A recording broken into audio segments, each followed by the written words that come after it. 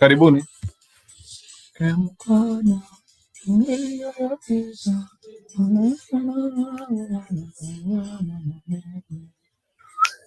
Karibuni sana. Yes, naona comment za watu which is true. Personally pia mimi I feel frustrated. Yeah. Gachagua lazima atafute maadvisor sasa. Hiyo speech hapana. Anyway, but ni sawa, what do we say?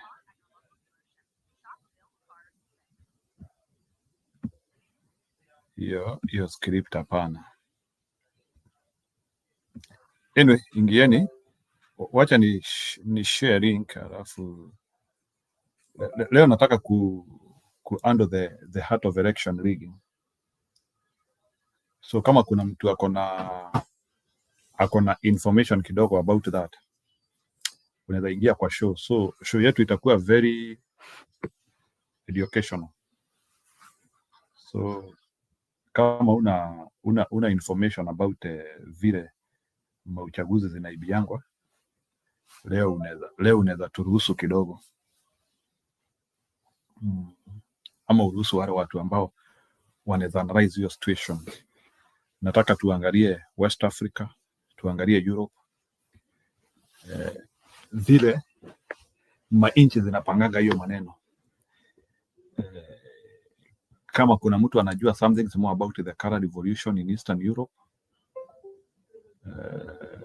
that's why mi sitaki kufocus na vitu ya Gachagua for now.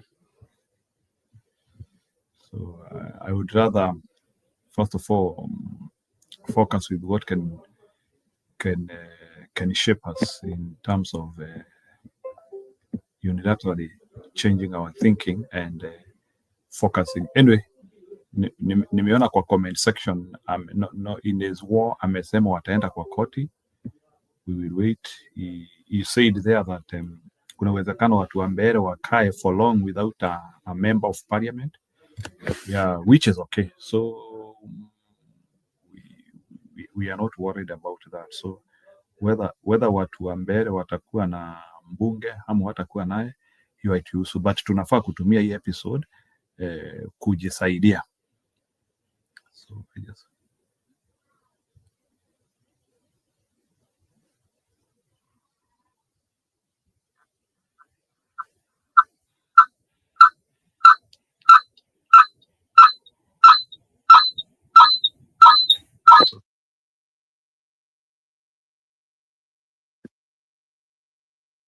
Sawa.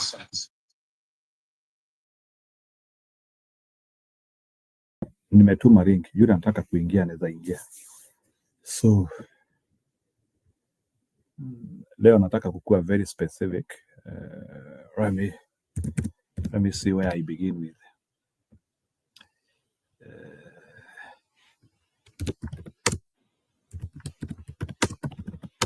Karibuni.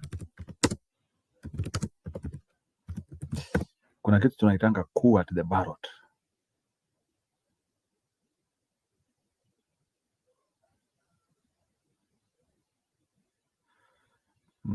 Kuna video nitawekea hapa, msikilize. And then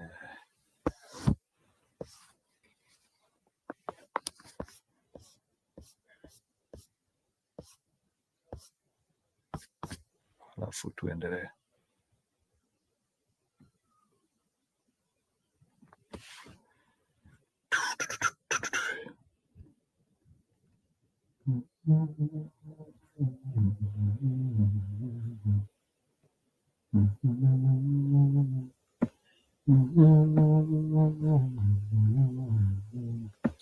Nitaanza hapa. I ordered 200 hand-forged knives to my dorm room and built a Wix website to sell them. Go ahead. Decade average. Go. 2021 was the year of coups.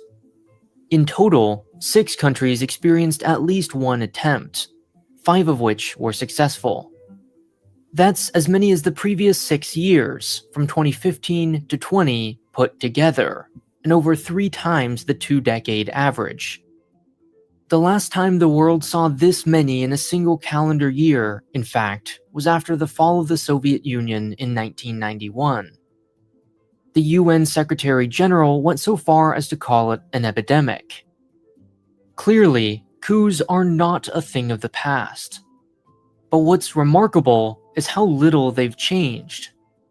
In 1968, political scientist Edward Luttwak released Coup d'etat, a practical handbook, essentially a step-by-step cookbook for would-be dictators. Today, over 50 years later, the same basic recipe is used to seize control of countries like Mali, Guinea, Sudan, and Myanmar. These dictators even look the same as they did in the 60s. So how do coups work? Why do these steps seem to transcend time and place? And what does that tell us about how to prevent them? Sponsored by Storyblocks, where you can find over 1 million high-quality stock videos for all your creative projects. To answer our questions, we're going to have to temporarily inhabit the mind of an aspiring Machiavellian autocrat. Our very first step is to select a target. As Americans learned on January 6th, no country is immune from coups, and it always pays to stay vigilant against them. Still, there are some characteristics that make a coup more or less likely to succeed. We see that in their geographic distribution. Coups are not as common as this chart from earlier might suggest. Rather, a few countries seem to be trapped in a perpetual cycle. Of the countries which have seen at least one attempt since 1950, the average number during that period was 5, or once every 14 years. They've been a regular feature of Thai politics, for instance, since 1912. And this is just a list of the successful ones. If you include failed attempts, there have been at least 30. The Sahel region of Africa, likewise, has been referred to as a coup belt. Since 1950, Sudan has experienced 16, and both Sierra Leone and Ghana, 10. Many of these countries are poor, yes, but not all poor countries are represented here. So what do these in particular have in common? For starters, they tend to have a high concentration of power. As we'll see, coups rarely command a numerical advantage. They're surgical operations, not overwhelming displays of firepower. Our ideal country has a definite political center, a single capital city home to all the administrative and bureaucratic headquarters, aka a single point of failure. The greater the separation of powers, the more branches of government will have to infiltrate. The same is true of redundancy in general. Syria's Assad, for example, maintained not 2, 3, or even 4, but 5 separate intelligence services. One might defect, but it's very unlikely that all 4 will. Besides, someone has to spy on the spies. Next, the ideal target has low political participation. Where revolutions are built on passion, coups, on the other hand, thrive on apathy. If you can't quit the P word, I want to let you know that scripture tells us that successful men are often the ones that deal with this, from David to Solomon to Samson. For the last 4 years after opening the door to Unchained Leader, we've seen a very similar pattern of what's described in here, of guys coming in that are from every major sports league that you can imagine, the MLB, the NBA. These aren't just guys that sit on the bench. These are guys that are on the cover of magazines. We have guys that are as high up in the military as you can possibly get. We have CEOs that you would know the names of, and also famous pastors that have come in that if I told you the name, you would know who they are. And we're actually going to walk you through scripture of like where it actually outlines all of this stuff. And so maybe this is something that you've been asking for an answer for quite some time. And I want you to consider that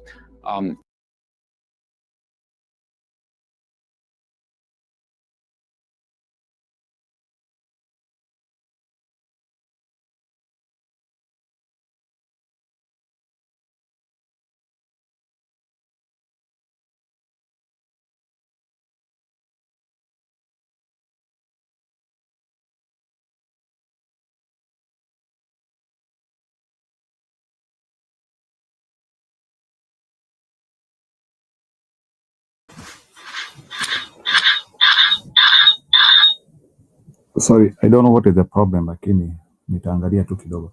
Anyway, nitaendelea na hii video yangu. There is a problem with my button here, but I will look at it to see how I can work on it. Yeah, of course, ni advert imeleta shida. I don't know what is the issue. Sorry, John Dida. I'm trying to. It's like I'm invested by a virus. I'm trying to remove this, but my virus zilishanga. Haitoki kabisa.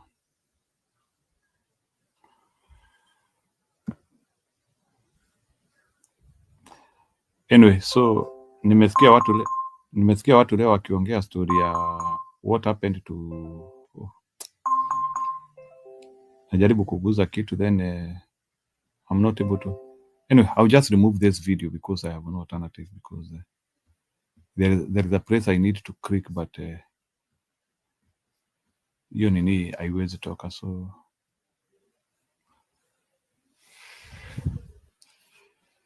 So Joe Dinda and the rest. So that is what happened. So I want us to go more professional ikifika.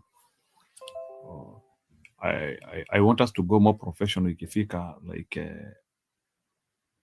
how should we fight for our country, because we cannot just like tuwezi tu sorry, don't seem to get it. So we cannot agree to what Kasongo did. Yeah, but at the same time, I don't feel Rigathi Gachagua speech blessing us. I think he had an opportunity to unify the country today, but he has refused. I don't know why. Leo ilikuwa siku muhimu sana. Yes, I understand that. I know there is so much problems in the Kikuyu community or Mount Kenya community. They are targeted to William Ruto. That one we know. Watu wa Mlima, they are targeted to William Ruto. But I don't think by only solidifying watu wa Mlima peke yao, it will make them not get targeted by William Ruto. In any case, Gachagua should not be pretending he doesn't know where William Ruto came from and who he was. Yeye anamjua. So I don't understand why all the time we are coming here to preach about character of William. So, and that is one of the talk line which personally I disagree with Gachagua, because Gachagua is too much on telling us who William Ruto is as if we don't know. I don't like that. I don't like that dialogue. And today I choose to tell Gachagua who William Ruto is. So let me. I want to tell Gachagua in a professional way. I want to show Gachagua who William Ruto is, so ili aache kutuadvertisea huyo mnyama. I don't like it.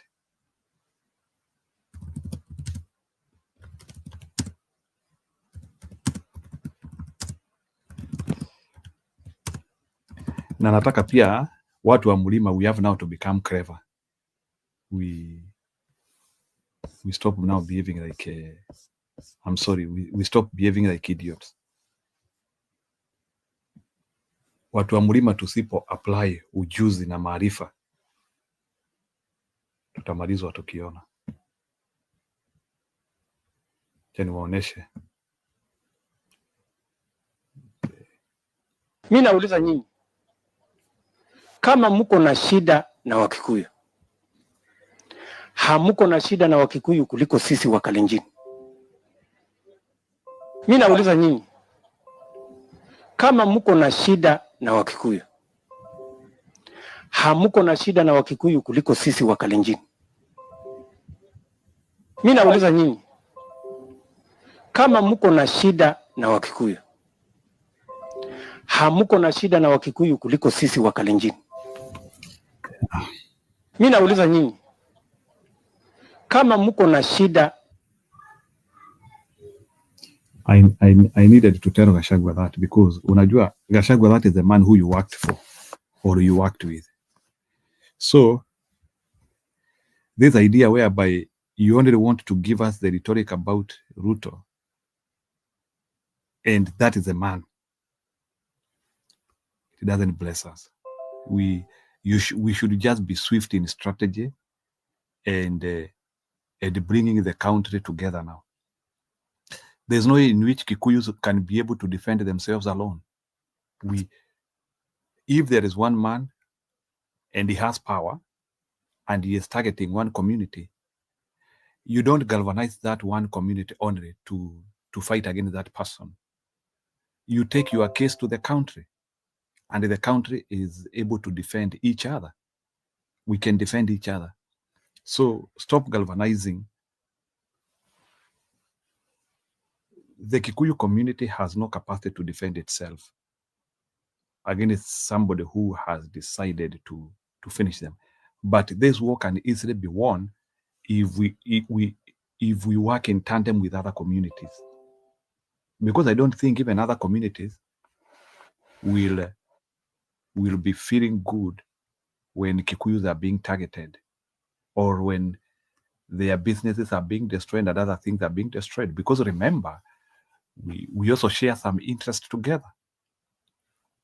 So I think Bwana Gachagua rhetoric needs to be refined. Yeah, Bwana Gachagua rhetoric needs to be refined. Yes, Kikuyus are being targeted. Today I was expecting, I wish he talked about Mbeere issues, but it seems like to him Mbeere issues were not important. And he continued over amplifying about sijui huyu mtu vile. There was a good case to explain in Mbeere how people are being beaten and vitu zingine, and he put it and Mbeere and Malava. I don't know, but there is a juxtaposition. It's not only Kikuyus who are being targeted. There was Marava, people are being beaten too. Mbeere, people are being beaten too. So there must be an holistic approach of response and fighting. So anyway, but the more, and I will speak this one very candidly, the more Kikuyus want to show they can fight alone, the more we will lose this war. This war is supposed to be a Kenyan war. Otherwise, we will now split the country, and even some of the people who are even in opposition, they will even start siding with the Kasongo. So there are some nuts. We know that Kikuyus are disproportionately affected more, but it can't be about Murima. It can't just be about Murima. There's no in which other people will come and join you in the war if you are extremely about Murima. So hata mtu atakuja aseme hiyo ni vita ya watu wa Murima. Watu wa Murima ni kama wanajisaidia. So we need to and I think hivyo ndivyo hata Kasongo yeye mwenyewe anataka. So Kasongo anataka hii vita ikuwe regionalized instead of being a national war, because Kasongo knows a national war hatoboi. So anatusukuma kabisa, alafu sasa Wakisi wanaongea yao, Wakikuyu wanaongea yao, like how the Tower of Babel collapsed. So I'm not very happy about that. So Bwana Gachagua, don't tell us about this man. We already know that he is very evil. So mimi hakuna kitu naweza niambia kuhusu huyu beshte. Hata wale ambao wanamsifu, they are free to do it, but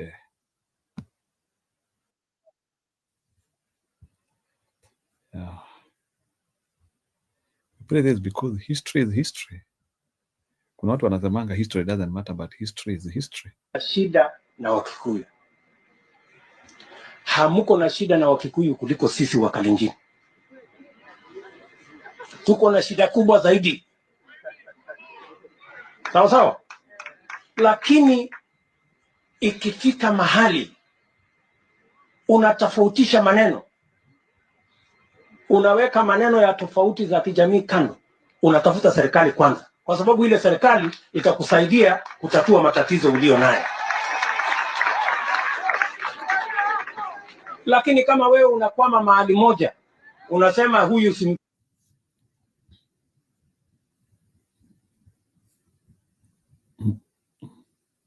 Bwana Gachagua, this was a long game, so I don't know. This was a long game, so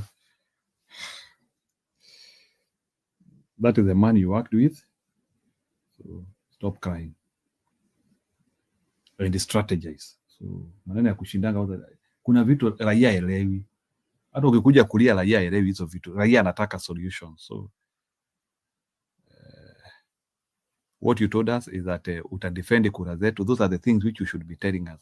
Kura yetu ilipotelea wapi? Kura yetu ilipotelea wapi? But this idea whereby already Kikuyus are a target and they cannot fight alone this war. So we need to bring a national approach in this war.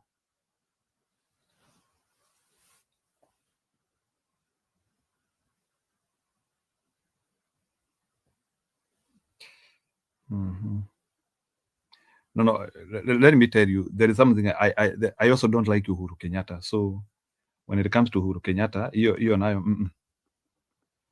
because Uhuru, we have to be very careful about Uhuru. So me issue Uhuru, I don't want to talk too much about it now, and I know why. There is a problem of this Jubilee Party, and the Jubilee Party might do the same thing which Moses Kuria Party did in Mbeere. So there are things we don't want to talk too much about Jubilee here. Jubilee might be that party. I'm talking of Mount Kenya region, and I don't know why some of these parties they are not willing to fold in Mount Kenya region, even if we are saying we want to practice democracy there, because in some places kutatokezea candidate wa Jubilee, candidate wa DCP na candidate wa UDA. Then Jubilee and DCP will be saying that they are in the same fold, and then Ruto atumie hiyo mathematics to cheat us that he is having a competitive election. So if Jubilee is the most popular party in Mount Kenya, then we exterminate DCP. That is the only thing which can work now.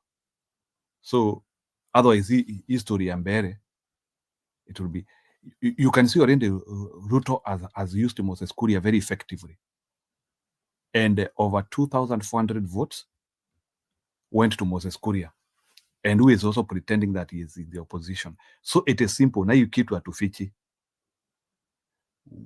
The most strong political party in Mount Kenya region has to be given power to run now. Hizo zingine zifunge duka. Yeah, hizo chama zingine zote zifunge duka. So otherwise, we are working in futility, because now those are some of the things where now that division, that is where now sasa tutapata nini, tutapata infiltration. So hao wengine wote wafunge duka sasa. So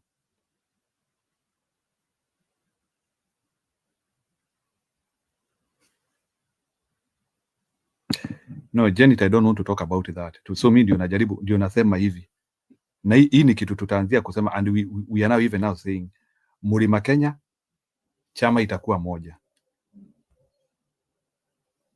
and we have to sit down, na lazima tuketi chini na tuongee story ya chama moja.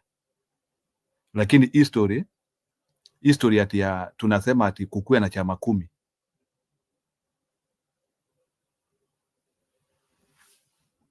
Now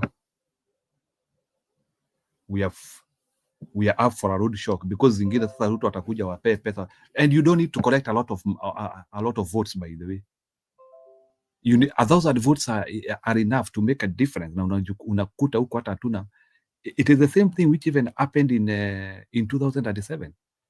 Vyama mingi andi tunakuta mpaka hata Kibaki ana wabunge.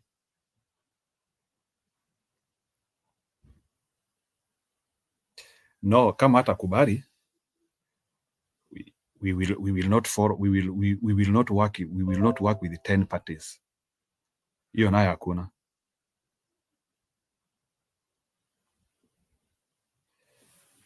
So me I'm not talking about it. So lazima tuketi chini tuseme which party can easily mobilize people.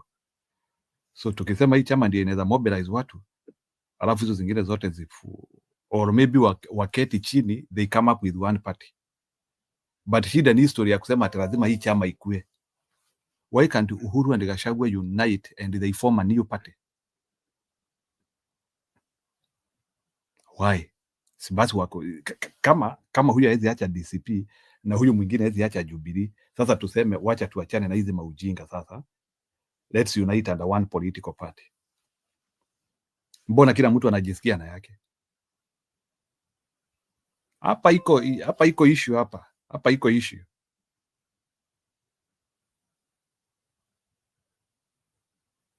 Hapa iko issue. So me, I have no problem, but why is it so difficult hawa watu kukua na chama moja? If the reason, the political interest is the same, why are we having different kama reason is the same, why can't we not agree? Haya basi kila mtu afunge yake, tufungue so wacha tuseme Mlima Kenya hakuna chama. Yes, wacha tuseme Mlima Kenya hakuna chama, lakini hii ujinga ati ya kusema democracy tuachane tu na 2027 mapema. As long as Mlima Kenya, Jubilee iko, DCP iko, sijui na Kenya, sijui what, all those PLP, tuachane.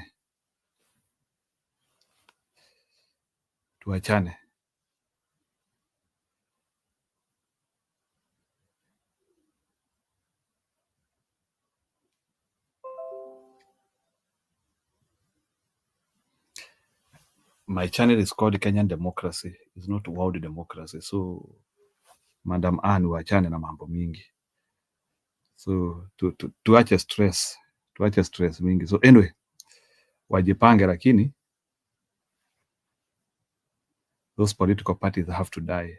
No, nani Belfast video yangu imekataa kucheza, so there's nothing else I could have done. So it's like, and I don't want to restart my computer na hizi video huwezi cheza na simu. So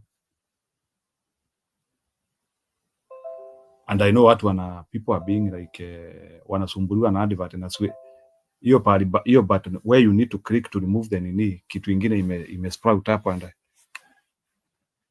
so forget about that video. We can do without video because I don't want to irritate people with adverts. So let me see if I can block them. So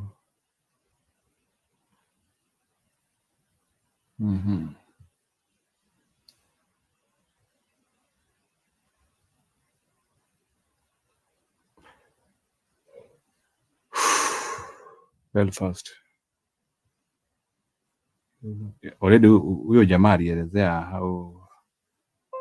how coups happen in Africa. So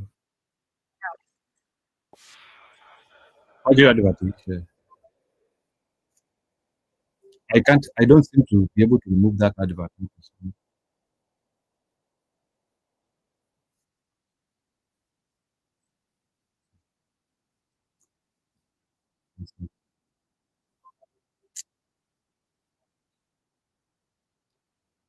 No.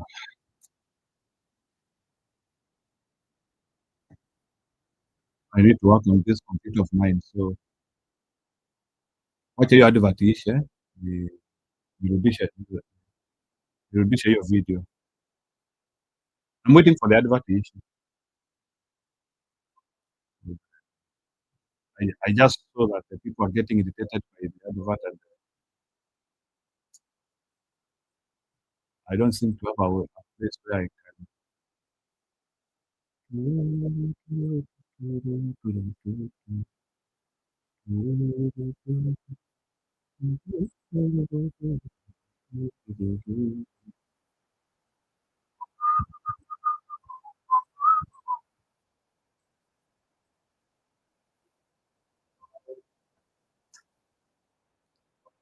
Oh,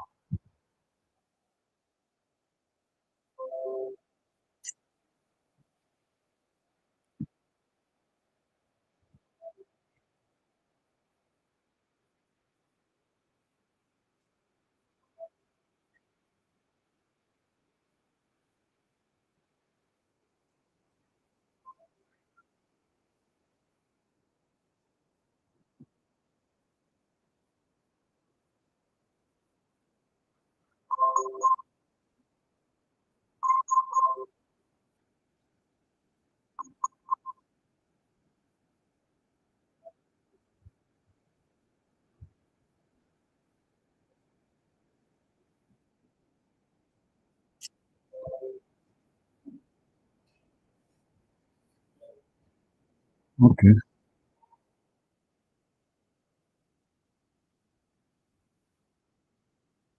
Hmm.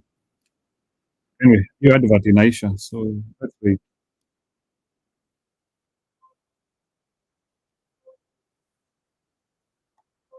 Anyway, mnaweza ambia kuingia show. I don't know why.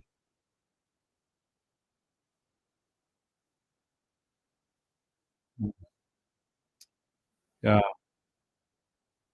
I'm waiting for that advert.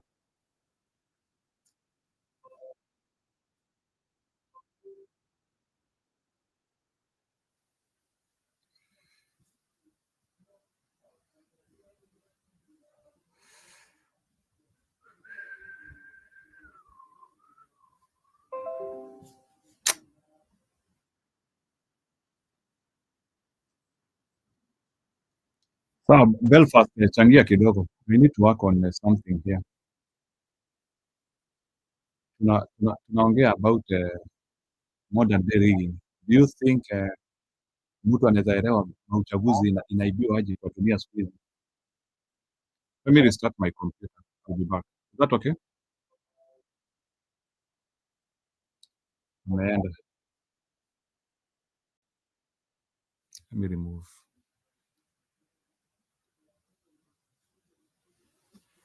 Let me see what Jim is saying. When you have Gachagua, we need to protect our business. The man never runs. Who needs an enemy from outside? When you have Gachagua, we need to protect our business. The man never runs. Gachagua should work with ODM. Jiru, it is funny, Matiangi.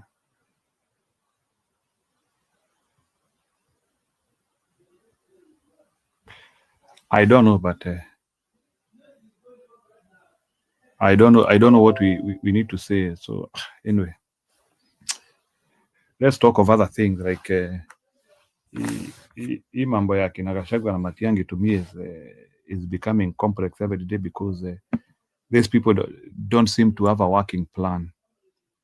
So we will not support Kasongo, but we will wait for those people who are a bit more organized, and we will choose to work with them. So, but I don't see people who are organized, and yes, we are opposition, but being organized is important. So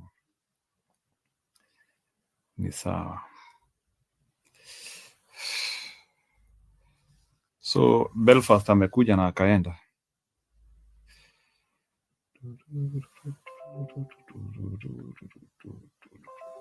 Wacha nimalize video yangu.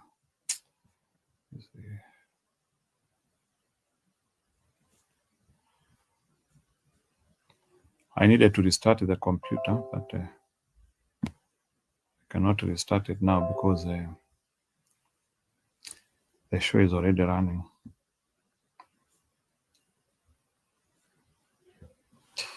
Anyway, ni sawa. That's why sitaki hata kucheza hiyo video ya Kariobangi saa hii because I want us to be more strategic in some of the explanation. Yeah, it was bad for that tear gassing, but we need a more professional approach on our issues now. Yeah, lazima we have to be more professional and strategic.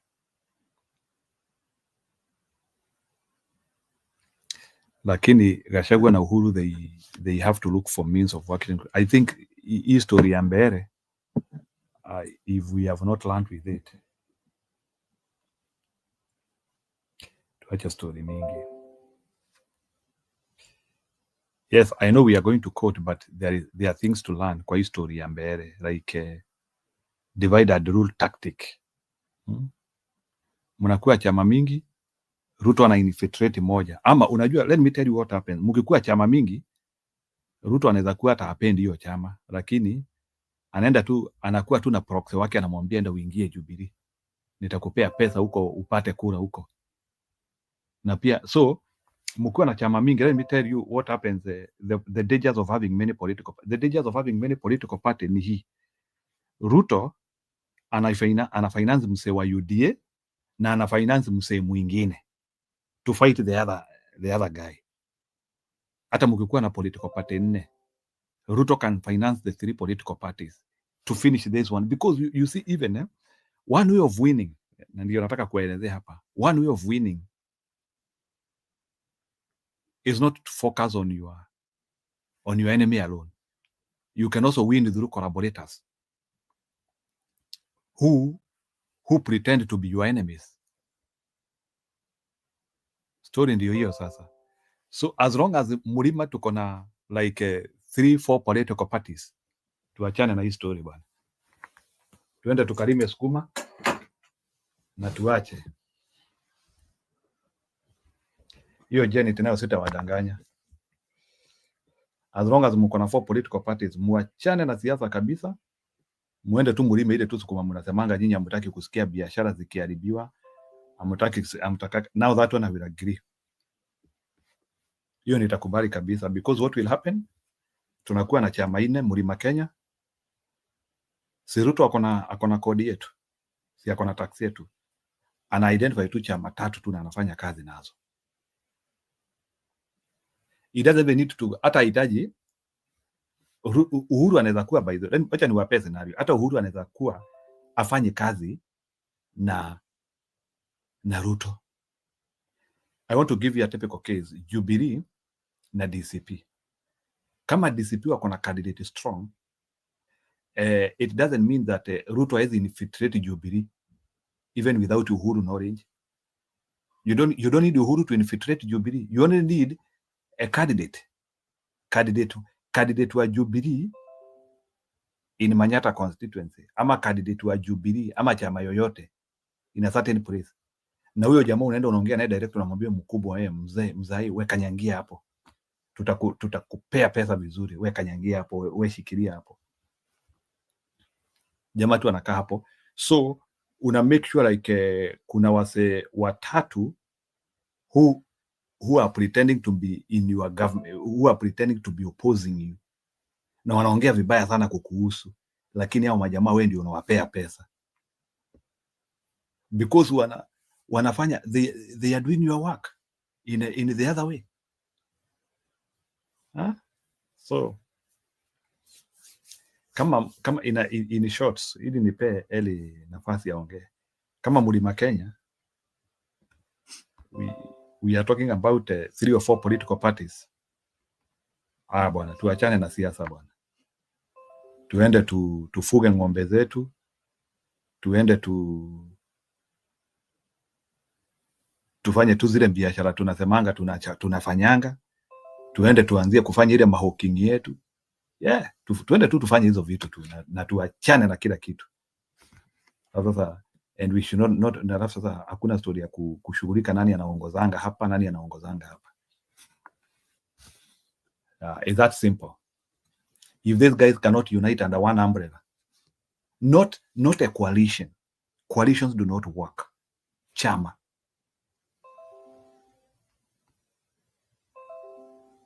Hiyo hatutoboi. Aya, Belfast, go ahead.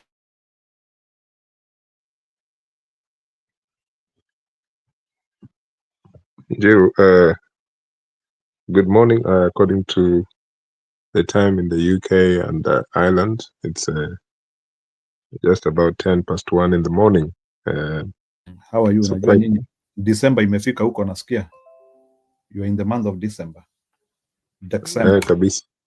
This is the first actually of So December. Thanks for reminding me. Mnakula sikukuu hii mwezi? Mimi wa sifanyi hizo masherehe za Christmas, lakini unataka kuniambia uwekei watoto Christmas tree bwana Belfast?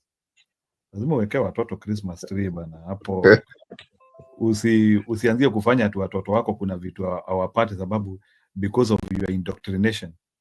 We know you have highly been indoctrinated, lakini lazima watoto washerekee, wanunulie Christmas tree kubwa sana hapo, waweke hapo na waiwashe mataa, waiweke mataa. So Belfast, wacha mchezo bwana, ati I don't celebrate those. Sasa unaambukiza, unaambiwa watoto hii vitu wachana nayo. Wachana na watoto wakuwe na Christmas tree hapo bwana. Hao watoto wako na werevu nyingine hata kali sana, hata hao wanajua. Wewe kama unajikazia usikazie watoto. Hapana, mtoto atajikazia inezera. Imagine people who tell their kids that there is a person who will come through the chimney there is a person who and bring them the chimney. Sijui Santa Claus. Sijui will drop them things from the sky. Hizo ni maneno ya wazungu. Mimi sijasema uanunulie Santa, nimesema tu at least. Mimi sijasema story ya Santa. Anyway, you can choose what to do. Wacha tuendelee na hii kwanza. Hapo hivyo mimi naona the time when your kids grow up and they are mature enough to decide which way they are going with the religious beliefs and things like that, then let them be. But as a parent, to control the mindset of a child by telling them at SG wherever you must support Man United or Liverpool because that is my team, I'm your father or I'm your mother, and you be a Christian or a Muslim, me, I will not peg my kids into that situation. I think kids should be learning how to be independent, and they will decide for themselves. And so in our house, that is what we have agreed. At watoto watajitayarisha wenyewe saa zile watataka kuwa tuseme Muislamu ama Mkristo.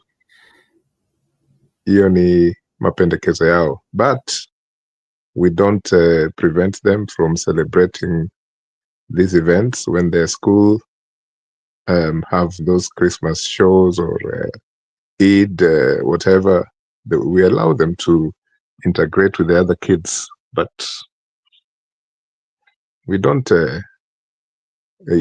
indoctrinate them into thinking that the person called Jesus Christ, supposedly born on 25th of December, now they must march along and agree with all these situations. But we know that these are celebrations of the people of Western countries that crept into Africa and so on.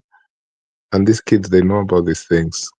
So we will let them, would do what they can, but we cannot force them to believe Christianity or Islam or Hinduism or anything that involves a dogma. Njiru, you're bright enough to know these things. But anyway,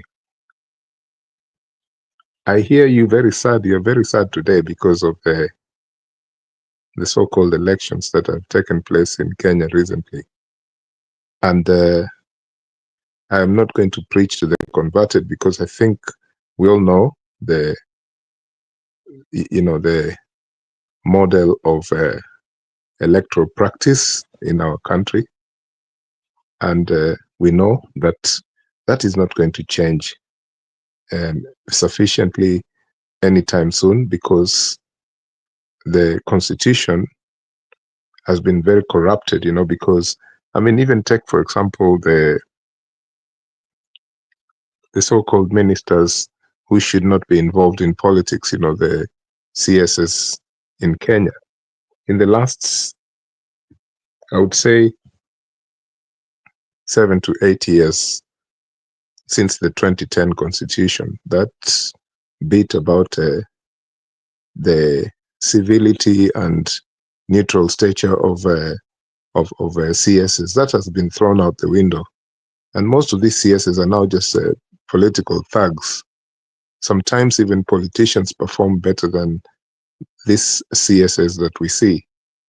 So can you imagine that you have a public, governance and public bodies that are supposed to steer away from politics within the executive, and then you expect that these people who have decided to be part of the corruption, you expect them to follow what the constitution says, and that they will always strongly support, the constitutional order that includes electoral practice. You expect them to do that. It's not going to happen. Now, the second point is that people were expecting the young generation, or you call them Gen Z, to be involved, to really get into the politics of these by-elections. It never happened. I watched a lady from somewhere in Central Province. I can't tell exactly where, but she seemed to enjoy the so-called victory of Ruto's side, because she was very angry that there were not many young people who even have electoral cards, or who even bothered to go and vote. And this is a thing that even Nyanza would have suffered in the past, where people were just attending rallies, and then when it comes to the crunch time of the elections, they were not taking part, either because they want nothing to do with politicians, they're fed up of them, so there's like political apathy, and maybe there are other reasons which could be personal, but they certainly don't have time for politicians, these young people, you see. So we can't really force them, but they know that if they decided to march to polling stations in big numbers, those ones who are eligible to vote, then the people that the people don't like will be in severe threat, even they will not make it in office, they will not win these posts, these electoral, these constituencies and wards. They know that. But something is lacking, which is preventing the youth from mobilizing. I don't know, maybe after the 2024 and 2025 massacre of young people, and a lot of young people left Kenya, the ones who were involved in the front line, many of them disappeared, but a lot of them left Kenya because they're being followed everywhere they're wanted. So it's sort of scared people, I think, that this to the point where they're afraid of involving themselves in electoral democracy, which is supposed to be one of the key items in our democracy, but which is not followed according to the letter. So these young people, there could be many reasons why they're afraid of taking part, or they just have apathy. And also, while I'm saying this, a lot of people are blaming the young people, and maybe it's not the only reason that rigging is easy, or people like William Ruto feel that they have swum through to victory. That's what they think. This electoral malpractice that we see is not new. We will sit here and talk about it, but we're not trying to find a certain way to change this. I think that the greatest thing that can be done is by mobilizing people to take that voters card, and especially young people in big numbers, decide who are the candidates, the youth candidates that's going to be marching forward there to win the elections. But for people like myself who don't trust our form of elections, I think it's a waste of time. If we are supposed to be the so-called educated people think that it's a waste of time, can you imagine what the people who, I hate to use the word expert, but who are not expert in analyzing this, and they live in our villages, what do you think they think? If kama mimi na wewe tunasema hii kitu ni ujinga, so I think that wao ambao wako kule inawaumiza sana sana. Yani ni ule ujinga ambayo hata sijui vile wanaweza kueleza. So the power of the vote that people keep talking about, that is the power of the vote, is something I have never understood in Kenya, because it's not there. You have this power which you can't see, you can't use it, because you go to the, with your ballot papers. Some people are stuffing ballot papers all over so many African countries, not just Kenya. Some people are banning these ballot papers. Our voting material is not even printed in Kenya. What a shame. I mean, you are going to do something called an election, but we are importing. Okay. Neutral, let me ask you a question. When it comes to materials, do other countries do the same? Is that what happens in many of African countries? They do them from abroad? Ngoja. Good question. I will just give you that question back to yourself. Umeshawahi kusikia ati UK wanaenda kutafuta makaratasi za voting sijui America, sijui China? What I know, even Gambia, during the time of that Yahya Jammeh, the man who was in power in Gambia, the military officer who was overthrown. I know that even in their last election, after he was overthrown, they were using this ni kama hizi mawe za ajwa. Hii game inaitwanga mbao. Hii ya Waswahili. They were not using voting cards or sijui ballot papers. And they still managed to do a good election in Gambia after Yahya Jammeh was overthrown. You see? But in Kenya, a perfect example of you know, playing with the people's minds and making it sound very intellectual, very constitution based. When you got like exam papers being printed abroad, these are the problems that we have, because it's not rocket science. Why should we have an aeroplane full of voting papers coming from some European country? And you know the tenders, even James Oswago, that former army major from Kindu Bay, who was the top IEBC officer, you know, besides the chairperson, you know, during Kivuitu's time. I think the man was called James Oswago, and he was the CEO, yes, of IEBC before Isaka Hassan and all those guys. These guys were so corrupt. You know, Oswago just, his case, sijui kwanza what happened, wakamhurumia na hizo kelele zote hapo hivyo ati they were investigating. So the electoral malpractice in Kenya is official.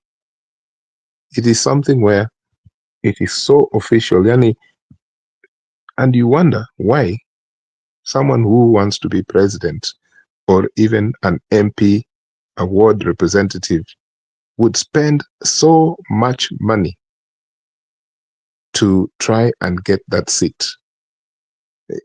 It's because of the fact that that office that you are aspiring to lead is going to make you engineer some more money, and that's just the way corruption will continue. It's just a game of musical chairs. I wish I could say something positive about the model of elections that we have, but I can't. So then I'll come to your question, which is how you started this program tonight. You spoke about the coups in Africa, or just the coups in in the world, and you wanted to ask questions so we can debate about this. But I don't know what informed you about this, whether you think that that is the next step forward.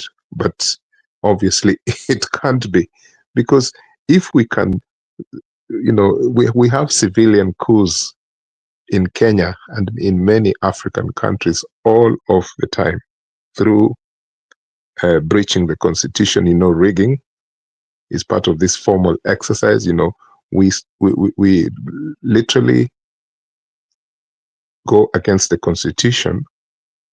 So we do a civilian coup. One of the perfect ones was the Kibaki coup of 2007, where civilians had voted, but it is believed that Kibaki did not win. So basically it was a coup. And in fact, Kibaki was, it has been written, it's recorded in very many research materials that Kibaki was handling. Good. Neutral, hapo sawa. So that is also something I wanted us to handle.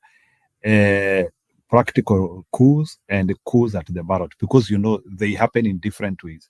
You can do a coup using military, and you can do a coup through the ballot.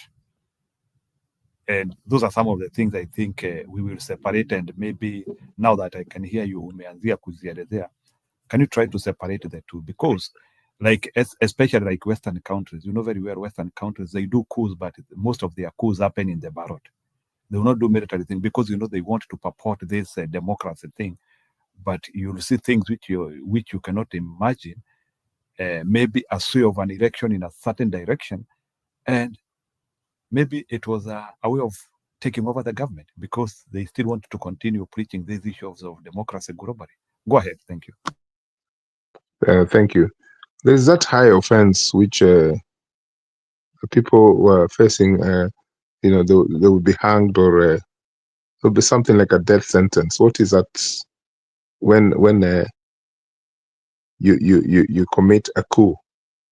We had a very high offense that a criminal offense that carried a very big punishment, some form of treachery. I don't know what was the exact word of it, but that was one of the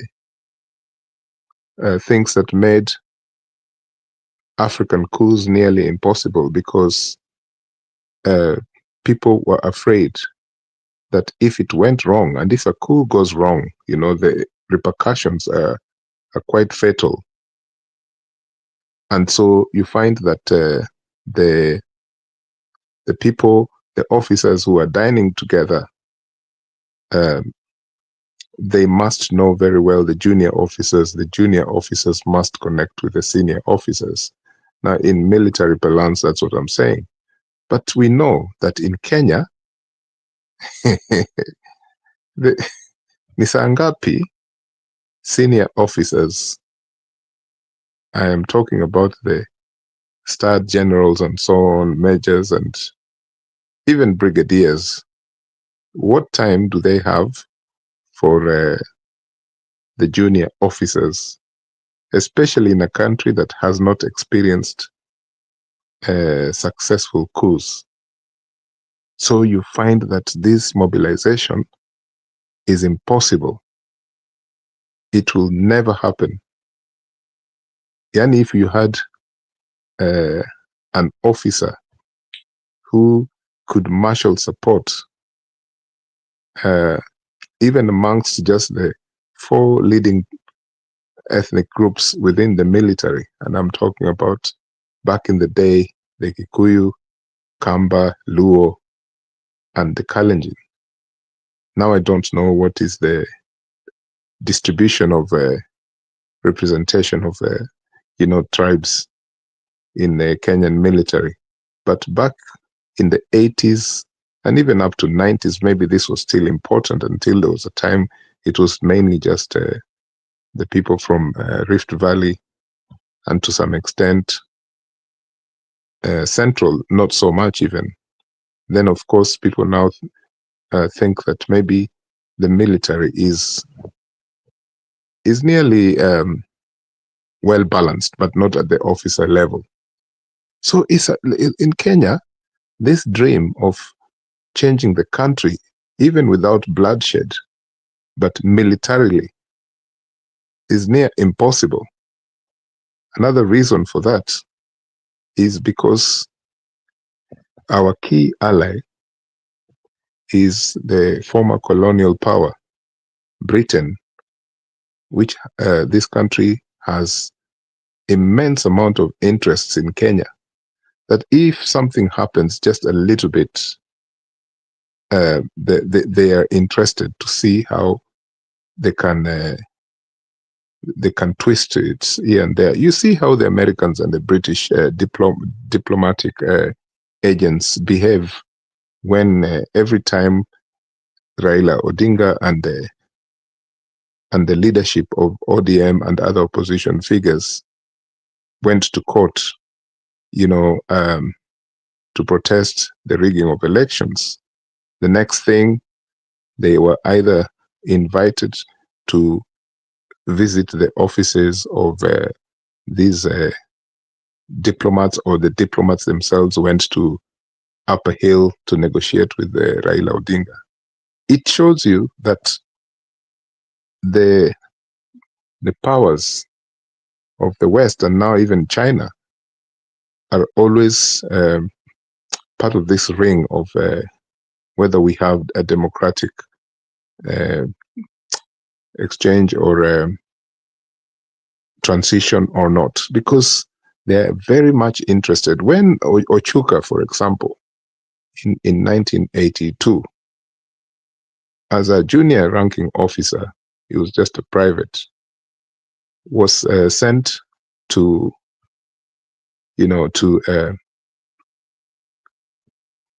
do a coup against Daniel Arap Moi. It was known that bigger officers were involved, and in fact the Air Force commander, who was later jailed. These guys, the British, at that point, they were accused of possibly being part of the coup because of the relationship between the British military and the Kenyan military, which has been there for quite some time. And Moi actually was afraid that this would have been part of the possibilities that Moi, the British were involved in the coup, but they could not prove it. It was not proven at all. In fact, Margaret Thatcher, who was then the Prime Minister, reacted very quickly to reassure Moi after that coup, which lasted until, I think, the next day at 11 a.m. And of course, those military officers, they were looking to arrest Moi and detain him and deal with him whichever way they wanted to, but he was not in town. So all these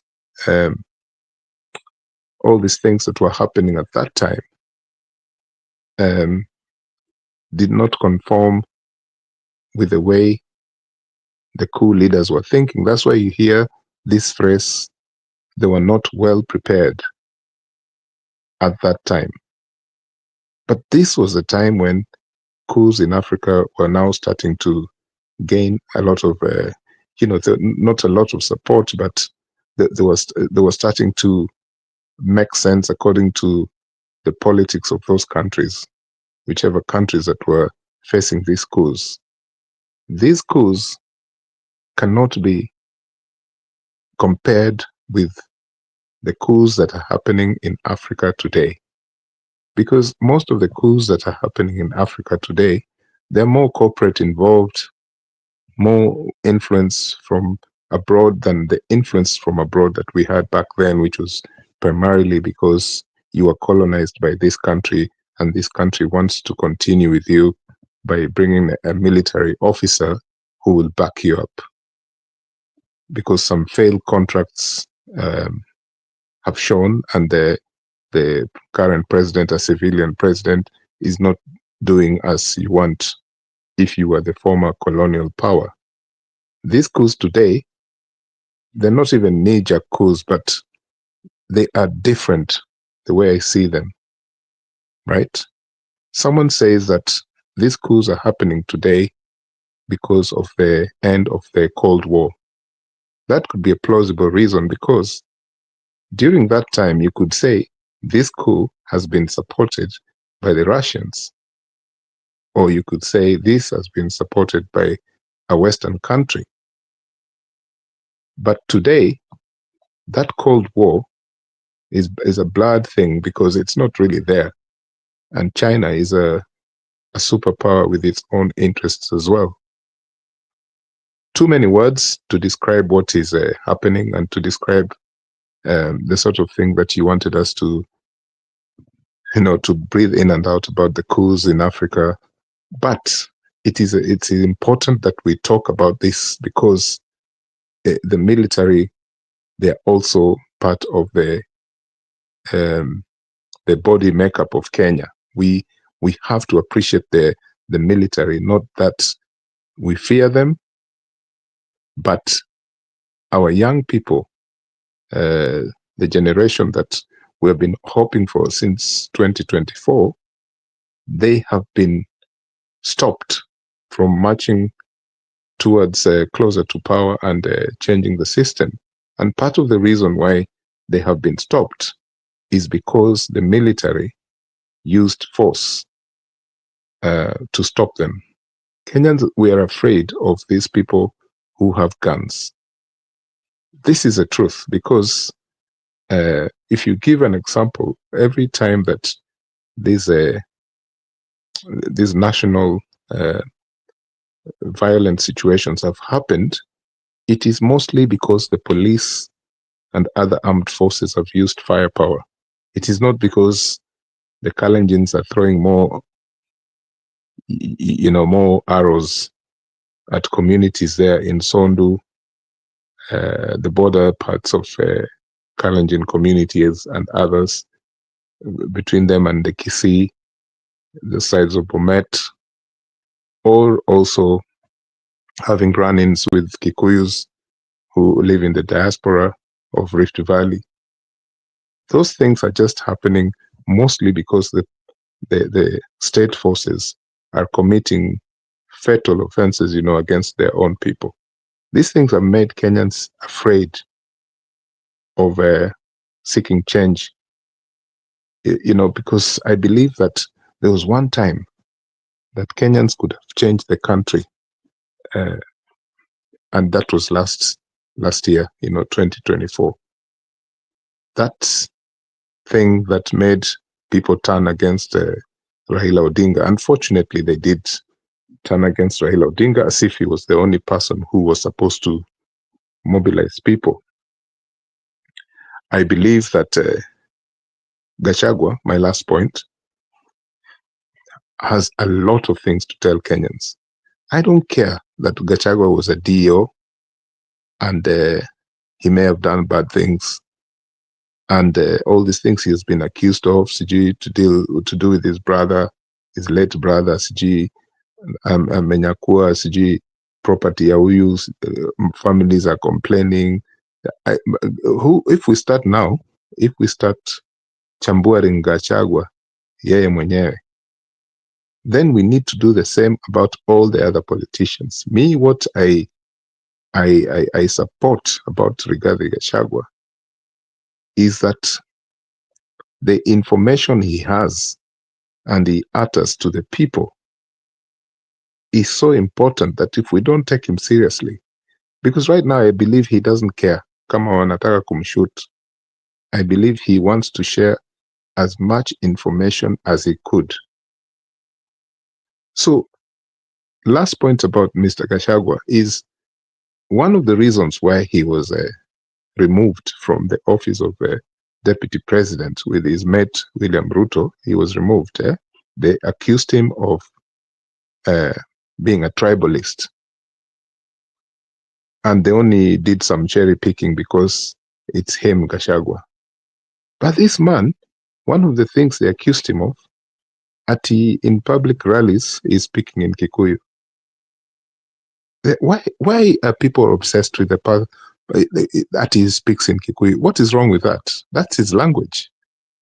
That's his language. People cannot say, now if you're a Kikuyu or if you are a Mdigo, you cannot take a public platform and speak in your language. That's not fair. They expect him to speak in English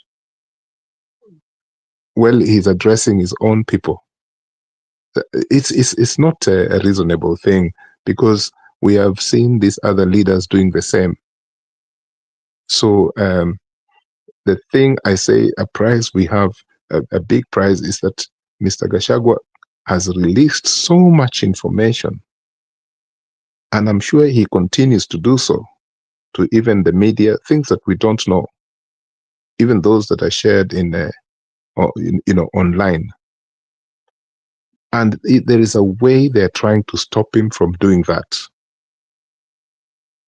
And they will if they want, because they realize that he has more and more and more he wants to say. But he just needs a bit of management of his, of his press releases or off the cuff statements, because sometimes if he releases too much information, then the people will think that this information is not correct. So thank you. Okay, thank you.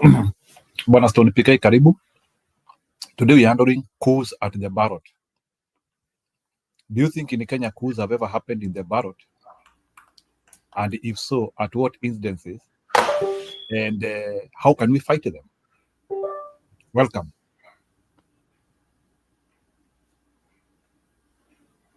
Thank you, Bwana Njiru, and also let me pass my regards to Neutral, my brother there. I came in when Neutral was at his tail end in his submission, but I could pick a few things, and I could tell, what he was actually justifying. Njiru, you always make a mistake of not writing the topic that we are discussing, so that when we come in, we are able to. But it's okay. I have picked it. Yeah, coups. So you are talking of coups at the ballot, not coups in the barracks. Is it barracks? No. I'm not talking of the military one, because the military ones we extremely fear them, and we don't want to hear them. But I want you to explain to me the coups in the ballot, because those are the ones which they happen a lot, but we again assume we are not seeing them. You know why I'm laughing, but Jiro and Neutral will get this. Unajua kama umezaliwa mtaani. Unajua Jiro wewe ulizaliwa pale nyumbani. Unajua Ushago kuna piece moja deadly. I wish I was born in Ushago, but I would not have managed in life properly. Ungekuwa umezaliwa Eastland, my bro. Nitakuita bro hiyo, lakini hiyo ni genuine. Eastland. Ama if you are in Nairobi, kila watu wana Eastland. Hata Mombasa kuna Eastland. Sitaki kutumia the word ghetto. Ghetto is very demeaning. Hiyo ni when they were really killing our people in terms of slaves and all that, and they settled them in very... In America nasikianga wanazitanga the woods. In the woods. Yeah, it's nonsense hiyo yao. Unajua hii yetu in Africa, actually the areas we call Eastlands, they were the up market. That's where the middle class. Huko kulikuwa kwa middle class, because that's where you had akina Tomboya, actually, Oginga, Railas, and all these guys, all the freedom fighters, those people who made Kenya what it is, that's where they cooked maneno. And if you go to the history of Eastland, that's where also you had the greatest boxers. Mabondia, they still come from Eastland. What does that tell you? It tells you that is where life is shaped. Inashapiwa in all spheres. You become resilient. You have streetwise. You have diplomatic. That is where PLO comes from. So Eastland is where also you have Kizungu. That's where Isheng was built. That is where now we also build such that ukiongea maneno ya coup, even if it's a military coup, unaiongea bila kuogopa. Because what happens is, even if a coup happened in Kenya, it is not the coup, it's not that lions will now take over ruling human beings. Unajua as lions zikaanza ndio zimekuja, now you don't know how to deal with them. But even if there was a coup in Kenya, which you fear to talk about, it is still our uncles, our daughters. Now these days, not even uncles mostly. It is our sons, our brothers, our sisters, unless it is done by a foreign country. Then hapo tutaogopa. Sababu sasa Uganda ndio wamechukua, Tanzania ndio wamechukua. Hapo you may not know how to relate with them because these are not us. But sasa unaenda unakuta ni kijana wa Stone PK. Unakuta ni why, for me, today if I heard there was a coup in Kenya, I would sleep soundly. Because I know one of the things that will not happen is that there is no akutakua mass killing like we have with what we are calling democratic government. Because I don't think mjeshi atatoka hivi aende Githurai aanze kupiga tu watu ati amefungulia hiyo Kalgosta hivi aiming at raia hawana bunduki. Sijawahi kusikia hiyo. Maybe Neutral utaniambia wewe pia umefanya kazi nje. I've been in the conflict wherever. The only time I saw people opening fire to their fellow citizens is where now you really, it's not about coup. It is people fighting against each other. Like I've seen that when I was in Kivu, DRC. You have those who they are calling that. In Liberia, I saw that. And in Sierra Leone, I saw that. But again, those are slightly different from what we would say, like exactly now what has happened in Guinea-Bissau and what happened in this place called Burkina Faso and several others. So when we talk of military coups, they are different, category, tofauti, all right? When you have military versus military, then that becomes real bloody, okay? But when you come military doing it to save civilians, then that's a bit different.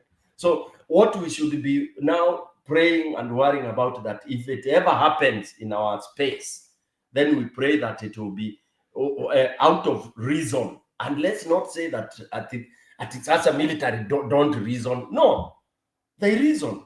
Okay, so tusiogope kusema ikafanyika ni sawa. Is it possible? We don't know. Yeah. Now let me come back to the safe haven that Njiro wants us to deal with. Ballot. The coup at the ballot. The coup at the ballot has continually happened in Kenya throughout since 1960, when we first had our first election. And we have acknowledged that the only time that a semblance of civilian election and decision, in quote, democratically accepted is only once. Okay, 2002. That everyone accepts. Oh, this is the only time they feel it happened. And of course, tuliona matunda. You know, you can always see something that has happened and it is well. You will see it is automatic. It goes from celebration, and then it goes from the faces of the people, how they behave. Somebody who feels nice, you can see even in his walking style. Somebody who has amepiga kura ikaenda vizuri. Hata kama ameshindwa, lakini alishindwa vizuri. Go back to how when we were having inter-school competition soccer. If the referee was fair na mlipewa penalty mkashindwa, hata hakukuwa shida. Watu walikuwa wanasema tu mzee, acha tungoje next season utatuona bana. Hiyo pena ni Stone tu ndio alishindwa kuokoa mzee, lakini hamna noma. But if the referee was unfair, ndio tulikuwa tunatumia hizi marungu na fracas inatokea. All right? And remember, from Eastland, we would stop before it goes worse. Tulikuwa tunasema afadhali game iishe ndio ifanywe replay. So in Eastland, we are taught to stop it before it is. We are never taught to accept and move on. Yeah. Now, since the coups on the ballot has continually happened, and we have been cultured to accept and move on, it is a bit hard to reverse that. And that is why we have the resultant of the 24th June 2024, that activity which Nani has alluded to, Neutral has alluded to, that, people have refused to really, study that. And, yesterday I was telling you, since you were on me, somebody should really go back and do that paper. I wish I have time. Ningefanya hata mimi nipewe doctorate. Unaona? Ningeenda people watu wanaitwa nini? Undermine that activity. Oh, ni watoto, they didn't know what they were doing. These are people who ran over parliament. They dissolved the parliament. Actually, that parliament stands dissolved. Logically and practically. Kenyan parliament today, hiyo sasa tuko nayo iliisha tarehe 24. Only that unajua wa Kenya now they are like this. So the reason why that action happened is because we have accepted the ballot coup as a norm. In fact, I would say now the so-called legacy politicians should entrench that into this constitution, because this constitution has stopped and ceased completely from being a Mwananchi constitution. It was our constitution with all our aspiration as Mwananchi, but hakuna, because remember we said the first one, pale chapter, hapo inaitwaje, preamble, we the people, okay, that the power, the total power belongs to we the people. And when it comes to delegation, it is stated that we may. When you say we may, it is at our discretion. It is at our discretion. But now, our discretion has been subdued completely, and the coup happened immediately. All that has been taken away from us. So we are ready. The people who are supposed to be the power are now underdogs. And when you've been put under the table instead of being on top of the table, as you discussed, then you are cooked. We are done. So you will always be told, remember the constitution. Now you are being told, remember the constitution. Now wewe umefungiwa kwa box. You cannot, you have no ability, you have no authority, because whatever you say doesn't make, it is never taken, it doesn't make sense. So we were overthrown, and we've been overthrown, we've never regained. The Gen Z tried now to bring it now back, the power back to the people. We were subdued again. And of course, when you want to defeat an army or a people, you use one of their own. You look at one of their own.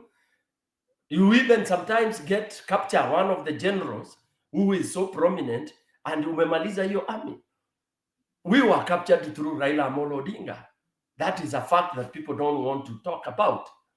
And unfortunately, it has been confirmed, mara moja, si mara mbili, na si mara tatu.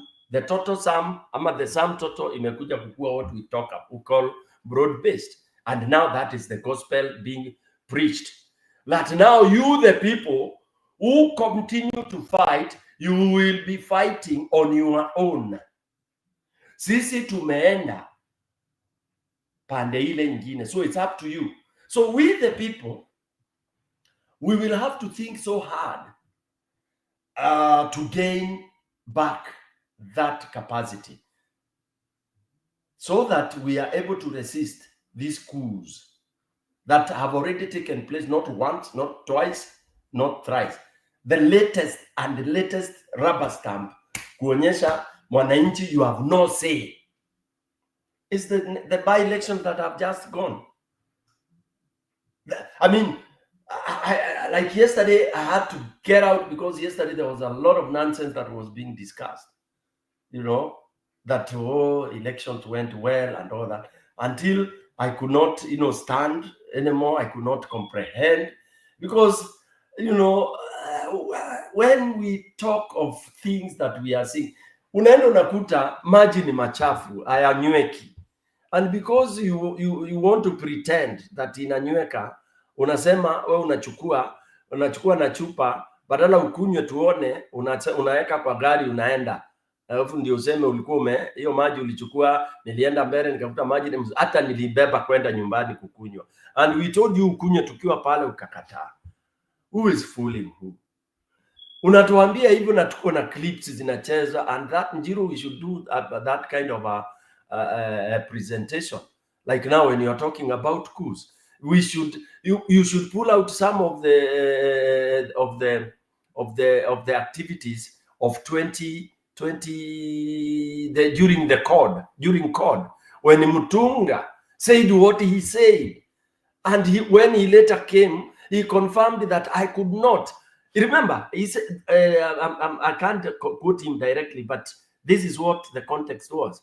Remember, he confirmed that the situation was so tense that he thought about the country.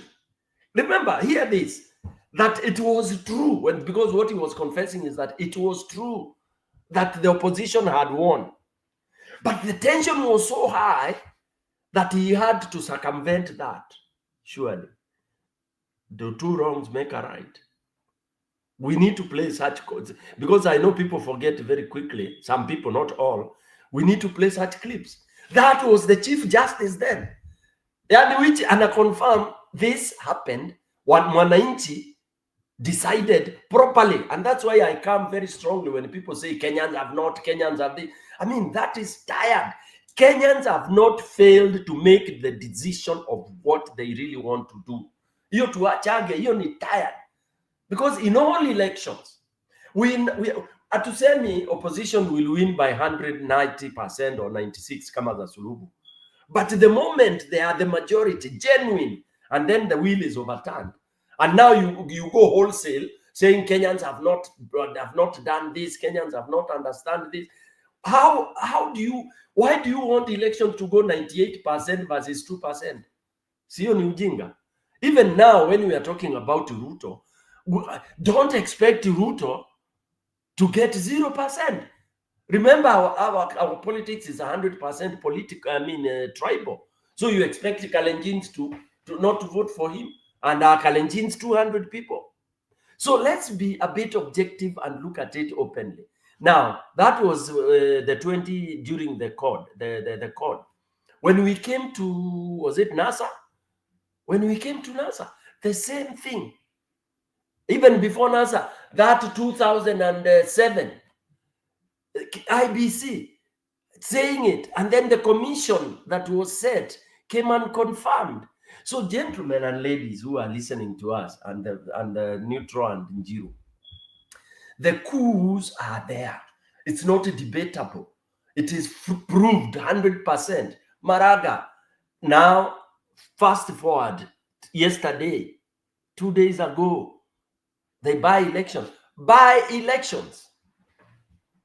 Unaonyeshwa mchana watu wakipangwa laini na country director, not country director, county director, the CS, hovering around, threatening people, slapping people. Now people are dwelling on JB Muturi holding that boy who insulted him. I mean, you insult me, my dear brother, whether you are my son or I'll hold you by the neck. Yes, you insult me, I'll grab you if I'm strong. And you can go to hell, you can go wherever you want. I'm a human being. For example, when ni insult na mamangu, I'll even hit you in front of cameras. I'll hit you so hard that you'll never insult anybody else. And you can go analyzing, you can spend days saying, oh, for a minister, for a former this and that. Yeah, that is who a human being is. So now people are talking about that incident. They are not talking about somebody who has gone, beat agents, clerks and agents, handcuffed them, put them in the vehicle, burned a polling station, na akawa dump. Nobody is talking about such a thing. Those are the kind of coups we are talking about. So they are alive. How do we sort these coups out? So Njiru, are you looking or asking or looking for an answer or a formula of how to reverse or to salvage the ballot coups that are happening? The mother of all ballot coup is coming in 2027. The journey started 3 years ago. And the coup is so obvious that we can print ballot papers and nobody even raises a finger. Yes. The coup is so open and open kabisa that we can have a vehicle arrested by Mwananchi full of boxes, pre-marked ballots. They deflate the vehicle, but within a few seconds, policemen come so quickly, they chase away people. The vehicle is towed haraka haraka, and you don't know where it has disappeared to. And we still say, unajua watu tu kazi yao, they are yapping about defeat. People are, hawakujipanga. Then wasomi wanasema, they did not, opposition did not strategize. So can you talk about strategizing on how to prevent these ballot coups? Wananjiru, let me pause there.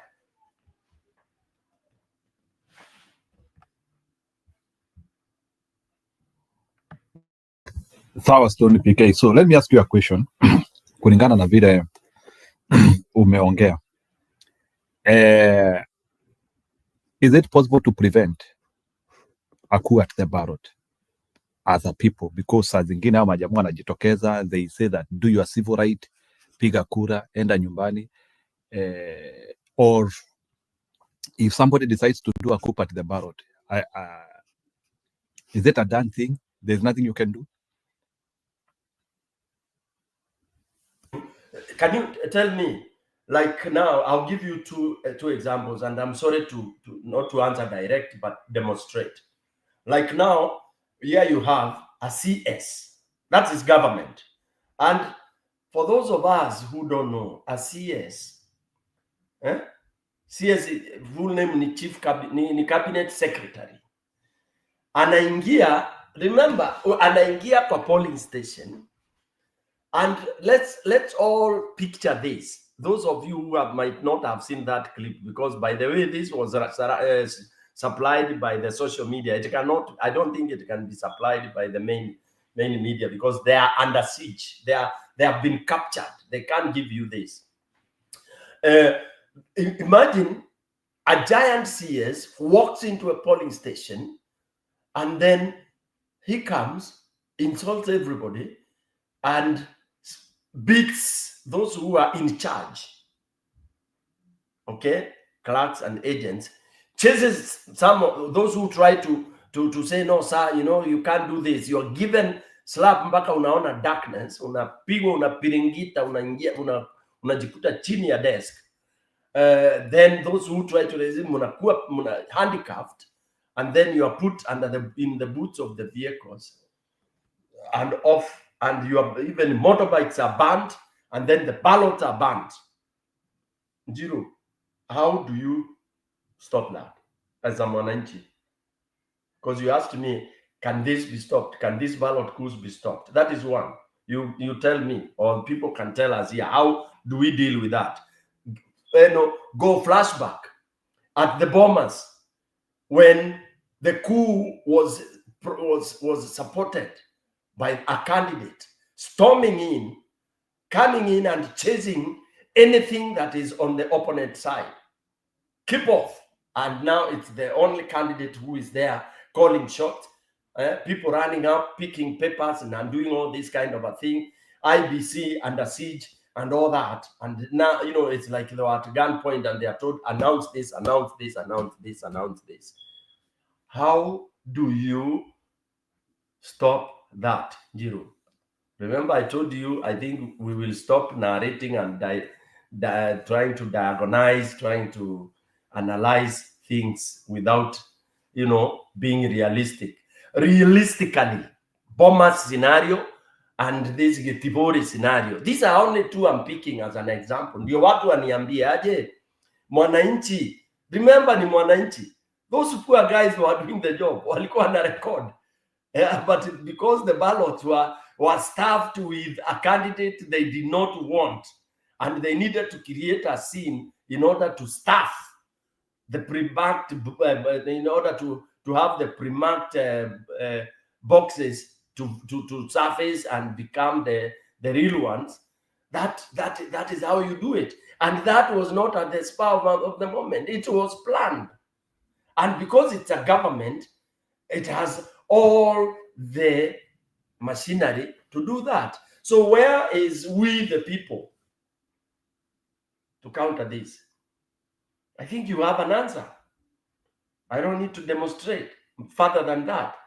When it reaches that whether you queue in the morning or you even come in big numbers, as we are being told that SASA 2027, we should come in big numbers. What big numbers than when you have 60% of turnout in a by-election? What other big numbers are we talking about, Wananjiro?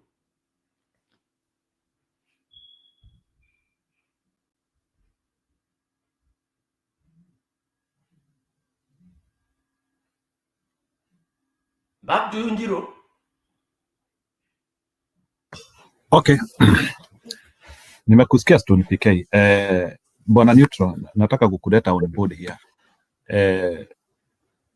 Do you think it is preventable? The same question nimeuliza Stone PK, Bwana Neutral. So can you tie for me that, like, do you think coups at ballot can be prevented by civilians? Because najua most of the coups at the ballot is somebody with the military, somebody with the police, somebody with some goon somewhere. Like, you need to have a system somewhere to enable it.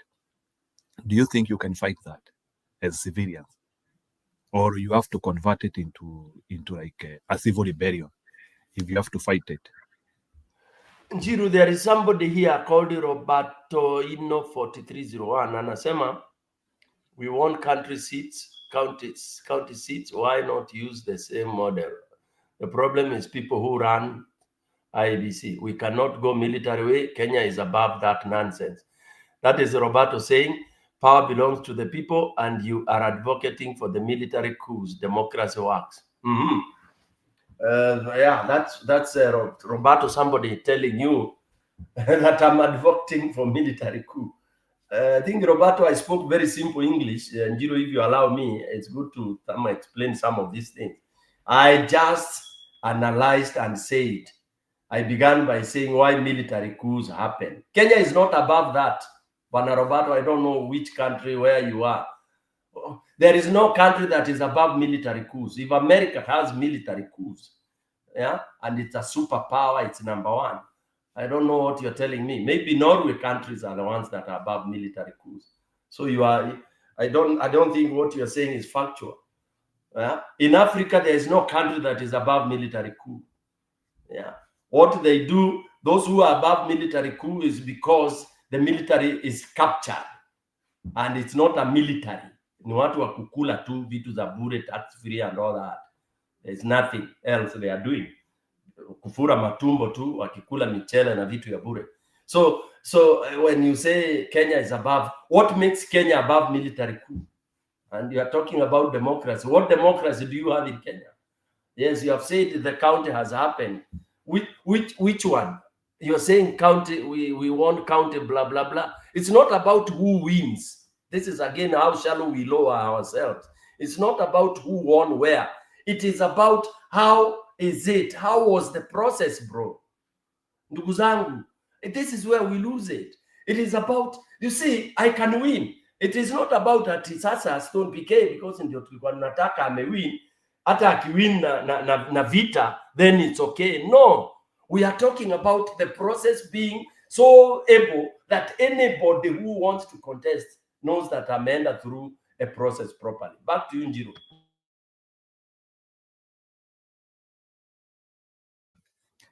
Eli, do you have a reaction to that? As I shift to I want to tie coups at the ballot and what was spoken today. Maybe Stone PK, I want to ask you, have you heard the power deal which Gachagua spoke about today with Kalonzo Musyoka? Let me put for you that, because there's a reason I want to tie these things up. You tell me, like, if such agreements can fight such issues. So let me see. I want to see that.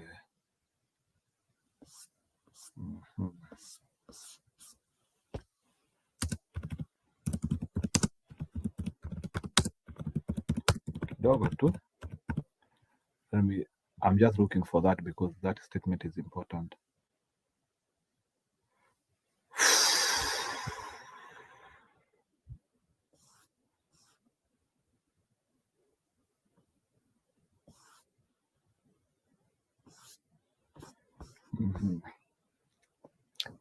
I don't know kama hii ndio itatoa hiyo, but let's see kama hii iko na anything, kama ina nitoe speech yote. Na wacha hii propaganda kusema ati Wiper imeachia DCP vitu vyote Nairobi. You know, they have to try everything, wagonganishe Kalonzo na Gachagua. Mbai tumu kwenda tukonganwa. Alama ezikana kebela getu ikioza kwesela Gachagua kuko yo. Na sisi tumepangana vizuri na kiongozi wa Wiper ambaye ndiye amekuwa akisaidia ODM hapa Nairobi. Tumekubaliana kiti cha gavana kitachukuliwa na DCP. Kiti cha seneta kitachukuliwa na DCP. Kiti cha women rep kitachukuliwa na DCP. Tumekubaliana na Wiper kati ya viti 17 kati ya DCP na Wiper tutachukua viti 16. Na kati ya viti 85 ya ward between DCP and Wiper tutachukua 75.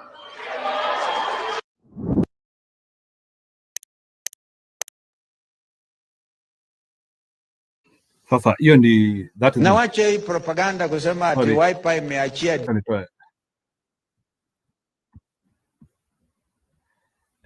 I think Nairobi is the first county. Is the most serious county. I think they are plotting to see how they can be able to galvanize people towards their front. Do you think that card can be copy-pasted everywhere, where these political parties are able to agree and they be able to create a more pervious system which cannot be infiltrated by the government? Because now sasa ndio ile card wanajaribu kutuonesha. Can you react to that, Bwana Stone PK? Can such agreements fight ballot manipulation? Stone, sikusikii. Aya, ni kama Stone yuko na mimi.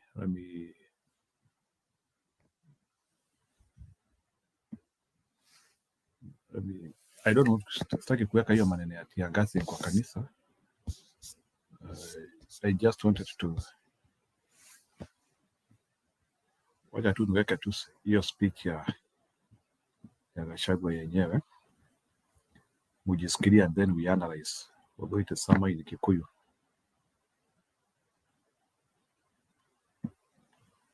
Gamo ciakwa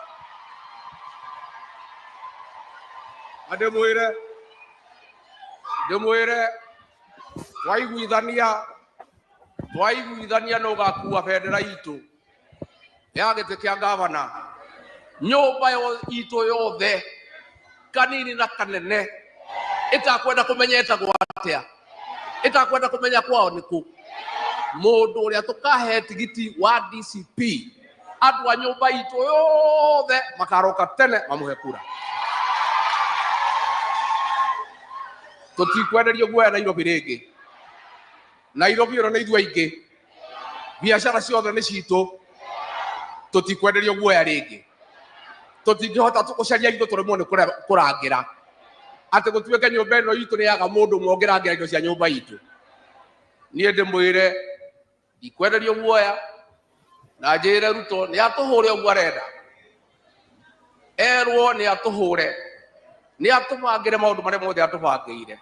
No erwo mukungi akorire u, mukungi akorire u, mukungi akorire u. Andu a nyumba itu mutikamake, no ithuĩ twari kuo, no ithuĩ twĩ kuo, na no ithuĩ tugakorwo ki twahurirwo ni muthungu na gutire kundu atutwarire, tukihurwo ni Moi gutire kundu atutwarire, ona Ruto gutire kundu agututwara. Niguo andu aitu ndirenda ku introduce mwanake wi haha uria urathurirwo Narok ni andu a nyumba itu na Maathai, etagwo Douglas Maskonde.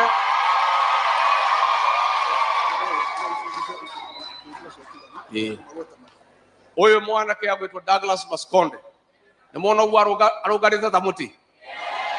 Turaugire nigetha tuthondeke ndugu njega no kabi, ndirenda andu a nyumba itu tuthire mukabi nigetha tuthondeke ndugu na muka, na ndugu yo riranjirie kuruta wira, tondu riria Ruto aratumite andu ao mahure Gikuyu, Maathai nio maragiteire Gikuyu.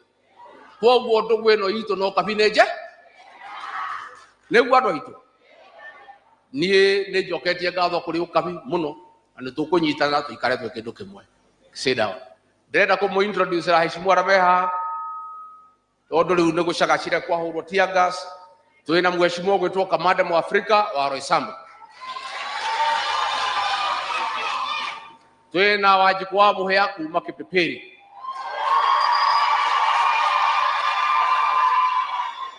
twina uge,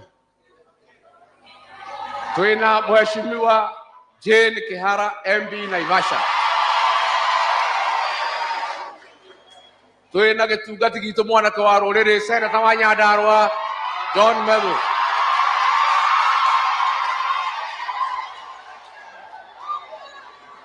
imwire atiriri nyumba ino itu ri twina thigari ka tutire, mutikamake bara no ni tuguto ni murathurire Wanyoi kena nikio mena uru muingi uguo, nikio Ruto aratutumira mikore tuhure. Pia niko na deputy party leader wetu Cleophas Malala, kijana wetu wa nguvu. Nĩguo andũ aitũ, niĩ andũ aitũ o rĩngĩ handũ ha rũrĩrĩ, handũ ha nyũmba itũ harĩa yothe yarũma andũ akarĩithagio, mũtiũĩ wega ũrĩa mũtuĩkĩte ta nyũmba, mũtiũĩ gĩtĩo kĩrĩa mũtũheithĩtie Kenya, mũtiũĩ riri ũrĩa mwahumbithia Kenya. O rĩngĩ andũ a nyũmba itũ, kuma ngoro yakwa thĩinĩ amũkĩrai ngatho ciakwa. Wacha huyu Kilio Malala kuja useme kitu.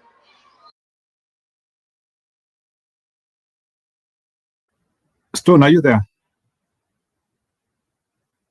Yes, I am. Yes, I am, Njiro. No. Nimecheza hiyo clip ili, is that sustainable? Like, is that steam enough to fuel a rebellion? Yes, I can hear a lot of jubilation, but is that steam enough? Is that the right direction? If you are the one, is that how you would do after the people who come from your backyard were beaten and maimed by the government? Is that what you would do? No, I think mimi ni mwerevu kuliko, asisemi mtu ni mjinga, lakini my style is different because I can't do the same thing the same way and expect different result.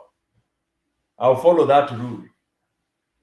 I can't go narrating. I can't go saying, oh, we will win, oh, and Wanyoba Ito, oh, and all this. And even I cannot go and assuming that what was done, I will not do it. In fact, what I would do differently is that I will now come and tell the people exactly what happened and then maybe give a solution. This is how we are going to counter what happened.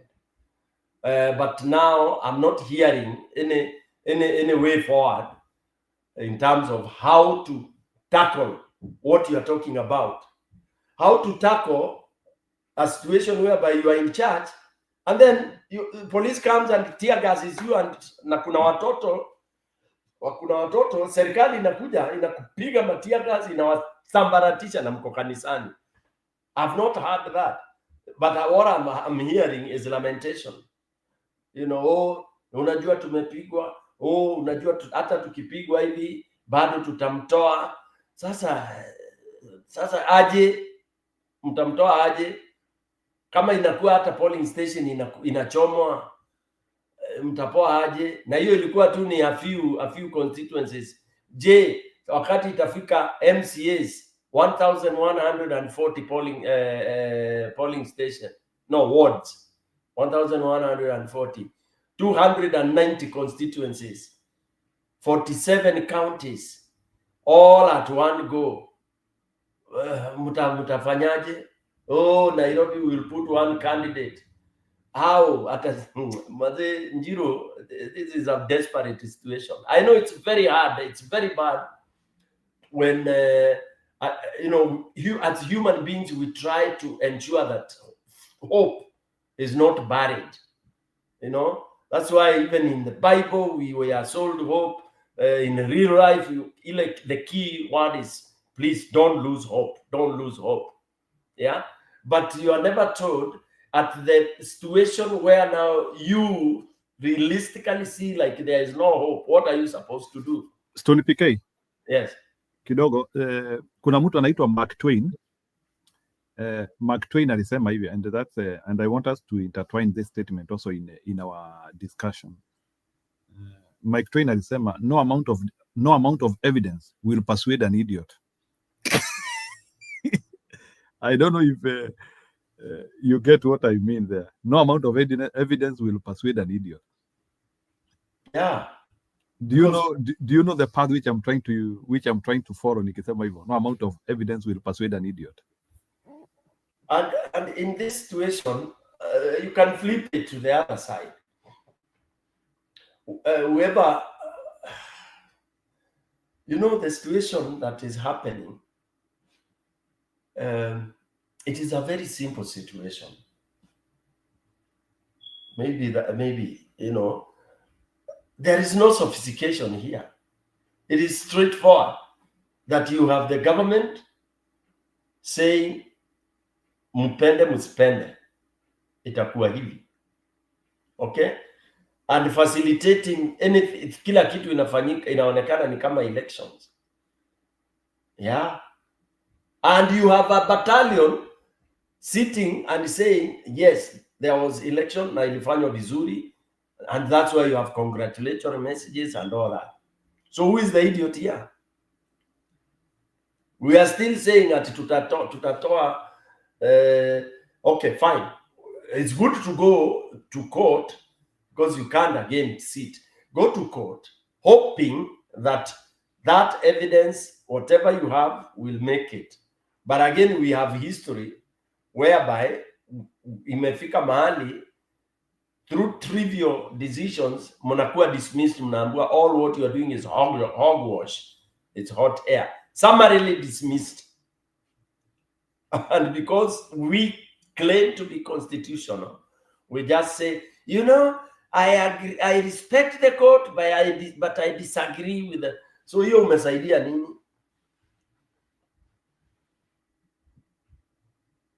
Umesaidia nini? I keep on asking, and thank God my question answers keep coming. What has happened in these by-elections are answers to my questions that I've been asking, and people don't like hearing this. That's why you see like that. I don't know whether there's a lady or a guy who is saying I'm advocating for military coup. Kenyans are quick to jump. Uoga inafanya tunaanza kufikiria, oh, Stone anafikiria. Uoga tu. Hata ijafanyika, you've never experienced it. Maybe some of these people are even so young they didn't see what happened in 1982. Although it was a poorly organized thing, but it was good. It was a test of ilishake kidogo. You know, people realized that yes, you can't just sit pretty. Unfortunately, it strengthened people, and people now even wakajua sasa the number one is make sure that the military is your tribe. Yeah. Wakijaribu kukua dissatisfied, unaongelesha kikwenyu, unawaambia mbona unafanya hivi, na ni your son yako in power. Yeah.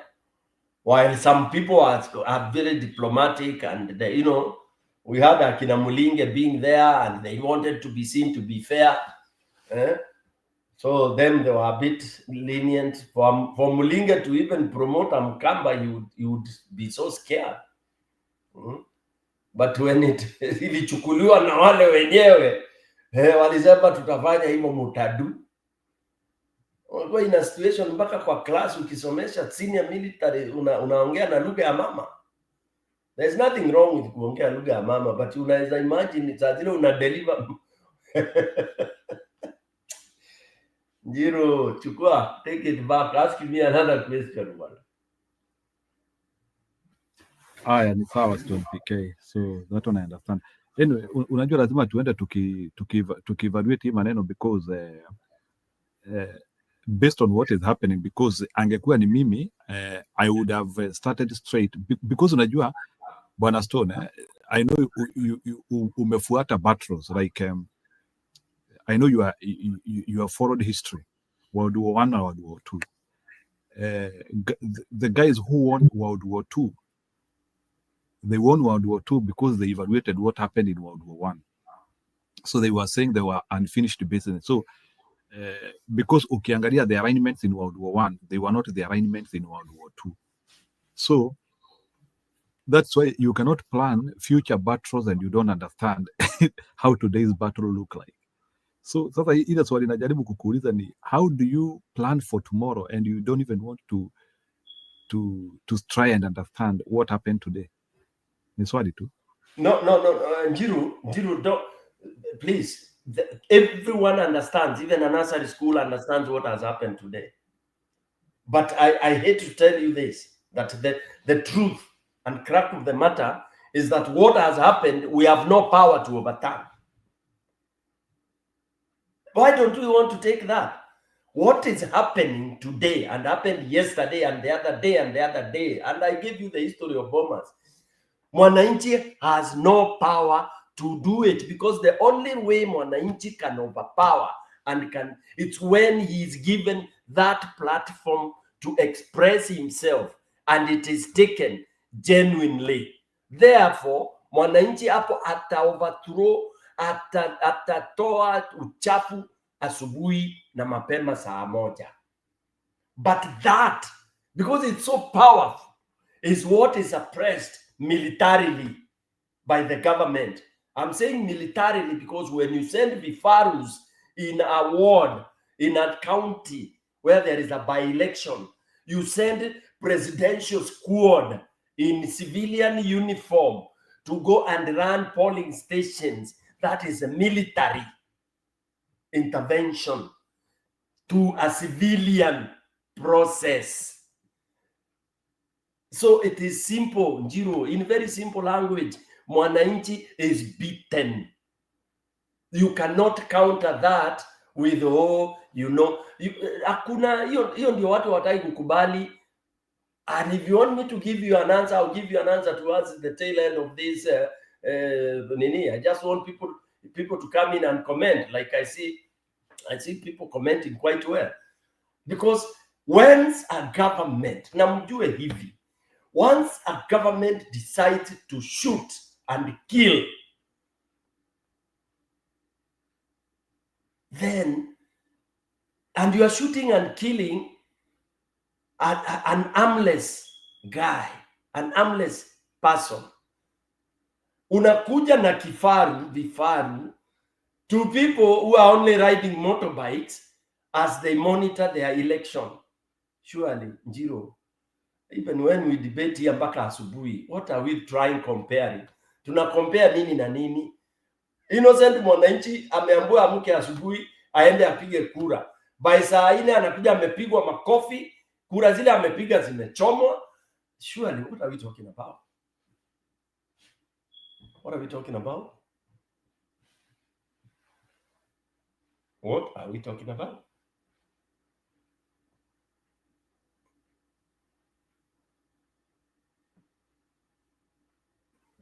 We still need to speak about that because unajua Stone PK hatuwezi chukua kama normal all the time ati unaenda kupiga kura na unachapwa. Umesikia some of our friends kutoka Nyanza wana argue they have witnessed that entirely, and that is why some of them they are happy for Mount Kenya to witness that, or some of those things to happen in Mount Kenya region, so that now we can be in the same slate of understanding. Sasa hata sisi tuweze kuelewa serikali ni kusema nini. There you are. Thank you. There you are. Now, can you imagine that kind of reasoning from doctors, philosophers? Yeah, of course, and some people are happy wanasema sasa. I even saw another comment from somebody how maandamano shifted from Kondere to Githurai still needs to be studied. So, and then the latest comment, very, very sad. And when I was listening to that interview live is from this guy, this very senior lawyer who was very close to Baba, is an ODM guy, this black Kikuyu guy, I think he's called Mwangi or somebody, advocating and saying, now, as we've been in the opposition for a long time, we were beaten, and when we were saying things are wrong, people did not listen to us. Now we decided, because when people oppose, they end up going and they enjoy. So as we decided now to change gear and tukapindua mbao, tukasema hata sisi sasa hatutetei mwananchi, tunaenda kujitetea wenyewe kama chama. You know, when people talk about kujitetea wenyewe kama chama ni those ni officials, si mwananchi. Mwananchi, you don't gain anything from these parties. So it is the so-called officials wakasema na wakadecide, and they resolved, and it will not change, that it is time for them now to join that government, hata kama ni mbaya, ndio nao angalau waanze kuonja. Maze, hiyo iko live bro. Ni vile iko in vernacular, ningekwambia ucheze. Yani nilisikia hiyo nikafreeze, nikasema oh my God, no wonder. Na akasema it was through a consensus, they had a meeting and they resolved that maneno ya kupigania mwananchi potelea mbali. Jiro, you can play that in your own time. It's in mother tongue. A whole so in other words, hao watu wamechagua impunity. Impunity live and direct. Of course, what you do, yeah, it's impunity so long as you are in it. That's why I'm telling you. I mean, when people say it's not the case, you extreme, unaambiwa ODM has resolved to dine and join na hawatoki huko kwa sababu ile walikuwa na advocate kwa miaka mingi, wengine walikuwa wanakataa kujoin, and it is plain. Wengine si wengine, ni Mulima. The guy is blaming Kikuyus that all along when Raila was fighting, Kikuyus have never joined him. Okay, so now that Kikuyus are in the hot air, I mean huko jua kali wanachomeka, wacha wachomeke, wasikie vile tulikuaga tunasikia. Surely can you have a country with that kind of reasoning, Bananjiro? Now this is a senior lawyer, bro, anaitwa Mwangi, unamjua Joe Mwangi? Si anaitanga Joe Mwangi? I mean, he's a very trusted guy. He's an ODM diehard. Anaitwa Paul Mwangi. Yes. I was so shocked. You know, I respected that. Yeah, of course. Na si yeye peke yake. So yeye ameongea tu. So kwa hivyo ODM imesema wako tayari kusaidia yani kuingiza nyoka kwa nyumba kabisa, wacha hivyo iko kwa mlango. Kabisa. Hii nyoka lazima tuingize kwa nyumba, iwameze sasa. Na amesema come 2027 yeye kwanza mazee amekuja akamaliza, amesema wacha hivi watu wanasema ODM itagawana itafanya nini, amesema 2027 it's Ruto, wanaenda hivyo hawatoki. Wacha hii mlikuwa mnabangashwa ati you know by end of 2027 they will decide. It is decided now. That tells you, and even if you look at how they are talking and all that, they are decided. Wale watataka kurebel, nyi mtoke muende, but main ODM iko na Raila, I mean iko na Ruto. And we are busy with talking them. So and it is now, this is it. It is what was indicated by Raila when he stopped the 2024, when he said munasema Ruto aende alafu Kachagwa. Remember that statement. Can you play that, please? There's nothing wrong with playing that. Look for it. So Paul Mwangi, no, not Paul. Paul Mwangi is in Kikuyu, but there is that time when Raila stopped the Gen Z. Aliuliza mnasema Ruto atoke aende alafu Kachagwa. Unaona? So the thing here, and I want to put it plain here, it's not about Kenya. It's about somebody fearing Mount Kenya, Mulima, Kikuyu. That is why Kenyans are suffering, because Kikuyus have to be punished by some individuals. Take that to any bank, which is wrong. It's a very wrong trajectory. Very, very bad. When we talk of cohesion, how can you talk of cohesion when some people have so much grudge against others? And then we start saying, oh, don't be tribal, don't be this, don't be that. And this nonsense of saying tribal, you cannot cancel from whatever tribe you come from. Why are we condemning? So now you don't want me to come from the tribe I come from, nikue nini? Well, I mean, surely, why are we dealing with things that are non-consequential? We should deal with where there is serious discrimination. That is what we should be talking about. But don't condemn me because I come from a particular tribe. No, condemn me if I'm using that tribe as a weapon. I'm weaponizing it. Then that's when you're supposed to tell me, Stone PK, that is wrong. Even with the way people are accusing Gachagua, he was talking of shareholding and all that. Fine. You elected them. You put them there. You put him there with whoever it was. How come when they were being voted in, nobody was accusing them? When they were going for those tribal charters, or they are called charter, whatever charters, those were tribal things.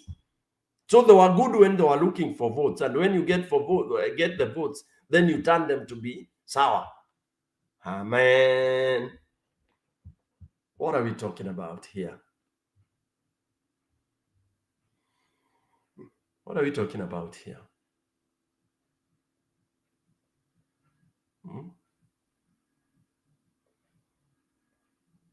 Now, when now you, of course, sometimes I don't want to say it's wrong, but it's not professional, it's not ethical. Stone PK, wacha nikuwekee. Yes. Yeah, Raila. Okay. I don't know if it is the one, but let's see. Ili Na msijali. mimi nimesema wakati tena imewadia Wakenya kuzungumza. Wakenya wazungumuze ili wajue pale ambaye kuna shida ni wapi, hapa na pale na pale. Sio tuko maandamano, Ruto must go. Ruto must go. Ruto akitoka, hiyo si suluhu. Hata ukichukua yule mtu ambaye wanaita sijui wa Munyoro, sijui wa Mchetha, aende pale, hakuna tofauti ataleta. Mimi nimesema wakati tena imewadia Wakenya kuzungumuza. Wakenya wazungumuze. Yes. I think that is enough. That's enough, yes. Go ahead. So now you can see, if you read in between the lines, and I mean, Kenyans, we were very ignorant that when Baba spoke, nobody wanted to critique or dig deep. May his soul rest in peace. Here, that kind of talk, you are telling Wakenya wazungumze. Wakenya watazungumza mara ngapi? Wakenya watazungumza mara ngapi? When he was leading maandamano, Wakenya walikuwa hawana tamu ya kuzungumza, ama wako wana chance ya kuzungumza? Yeah? So we have been duped as Kenyans. Mwananchi has been duped na amechezewa. Yani ile tulikuwa tunasema mtaani, mwananchi amechezwa vibaya sana. Na tumechezwa, tukaingizwa box. Wale watu walinatokanga Ushago. When I used to visit my cousins and all that, huko Ushago, they were teaching me how to trap is guinea fowls and the quails, those very sweet birds. Okay, so you would take either something called a kerenge or something called kerenge is something you make with those reeds. Yeah, yani wananionyesha kutega, the way you throw my cereal around it, una throw around it, ikienda inaenda mpaka ndani mahali itakanyanga, alafu hiyo kitu yanguke. Okay, so that's how mwananchi has been tunachezewa tu round marking time. There is democracy, we will have NADICO, we will have this, we will zungumza. I mean, 60 years plus, you're still discussing and negotiating. Okay, and we are discussing and negotiating right now as Kenya slides into what we call gangster republic. Yeah, it's a gangster republic because already tumepewa rubber stamp ya kwamba in an election kumeingia sasa provision ingine that when you going for election lazima you budget for logistics, you budget for logistics including PA system, magari na all that, and you must budget for goons. Can you imagine everyone going for electoral position that you must have goons? Can you imagine how many goons we are going to have? That's another industry that has been created by the government. And you are creating that industry when there is no employment. My friend, Jiru, tuko babaya.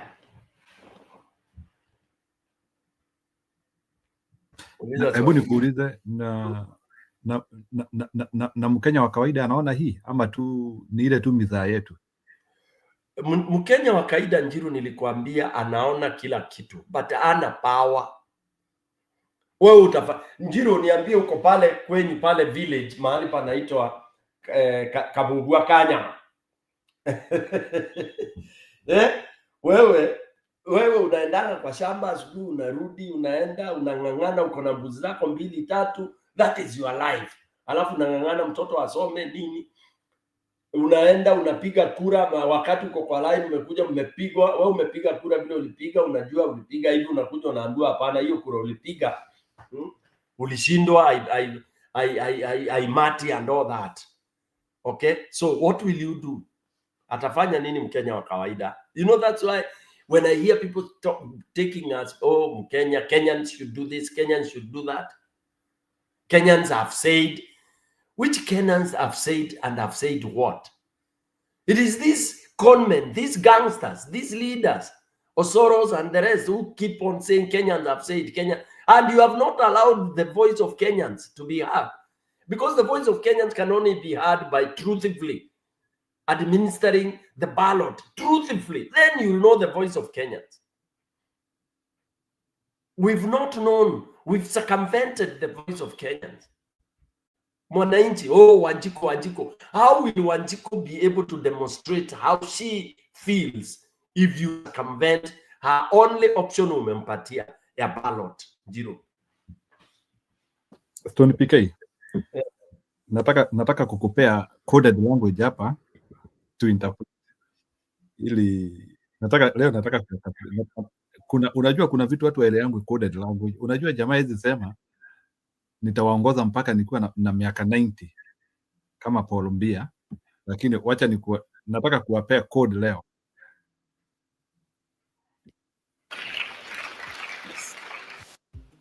To move Kenya from a third world country to a first world country before I die. It's possible. In the next, by the time I get to 90, Kenya should be a first world country. Yes. And that's just about 30 years from now. Sinitutam. Ama milele. Stone PK, najua wewe ni mwalimu wa I don't know kama ulikuanga mwalimu wa literature ama linguistics.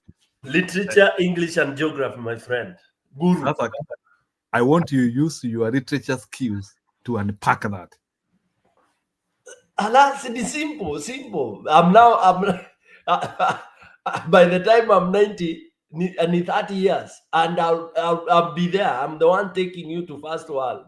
It tells you, mutafanya chochote mtakacho. You know, and I'm not going in. That is what I was trying to play to this guy yesterday. He refused to watch. Because I have the other two. If you play them, you'll see. Chezeni hizo vitu, karibu. The mindset of the small thinking. It is the mindset of the average that looks at what I am saying as overly ambitious or unrealistic. What I have said, the plan I have laid out, this 5 trillion shilling plan is a plan that's achievable. And you will see it, you know. My intention is that by next year, we should be able to put together the resources that will raise for us the first 2.5 trillion next year. I'm not talking about 5 years. I'm not talking about 3 years. I'm talking about next year. Because it is possible for us to do it using innovative mechanisms, working on how we can use our resources better, how we can leverage on the assets that we have. Kiambu hoye! Hii Kenya itabadilika ama itabadilika? Na hiyo kazi yote ya kujenga manyumba, kujenga masoko ni kazi ya miaka miwili. Si ndio? Kazi ya miaka ngapi? Na miaka 10, na miaka 20, Si Kenya itabadilika? Si Kiambu itabadilika? Kiambu itabadilika ama itabadilika bwana? Sijui kama tunaelewana. Tuko pamoja? This guy has been throwing hints. Yeah, unajua, and I don't know why we are I've been so we are you not know, serious. you don't Sorry. understand why I've been coming to the show for the last 3 days angry. Nikuja hapa so scared, angry, pissed off. Because I don't know what to do. I know this man. I know him. Namjua huyu mtu, namjua vile anakuanga. I can smell that dictatorship. You know when you have that funny feeling, yani, that feeling. Just lala siku tatu because I know that is what is happening to. And Kenyans don't In other realize. words, Na Kipril watu kidogo, watu wanapigana uendelee, watu wana- Kipril, wa- ili watu wana- uendelee kidogo, ili uendelee. watu jeru saa zingine bana. Let me finish. The problem with people is instead of fighting over useless things every day nakujanga hapa watu wanapigana, I told you so, I did this, what nini. I'm just like, yo guys, you don't know the problems you're fighting about right now, where you're trying to show off each other's about how intellectual you are or how you knew this thing was coming. Why not even think about solutions, bana? What are we going to do? We're in big trouble. We're in big trouble as Kenyans. What are we? This guy wants to stay by force. I don't know what. Unajua that's what- uzuri huyu jamaa afichangi. Unajua, let me tell you, bwana Stone PK, sijui kama mnajua hakunanga mtu anakuanga direct kwa hii nchi kama Ruto. consoling yourself bana. Wewe unajiconsole. Unajua huyu mtu anasema Pia na tunajikonsole hivyo, ile kitu najaribu kusema, Ruto anakuanga direct kwa vitu. Ruto hata ukisikia akisema, see, even he used to tell Raila the same thing. Huyu mzee nitammalizia kitambo. He says direct. Afichangi like I don't know why like na ukisikia Ruto akisema hata hao nitawamalizia. So yeye anajua zile vitu yeye mwenyewe anapanga, but I don't know why like we still play naive and we think that unaweza tumia like conventional orthodox methods and you will fight with a guy who is actually telling you nitakumaliza.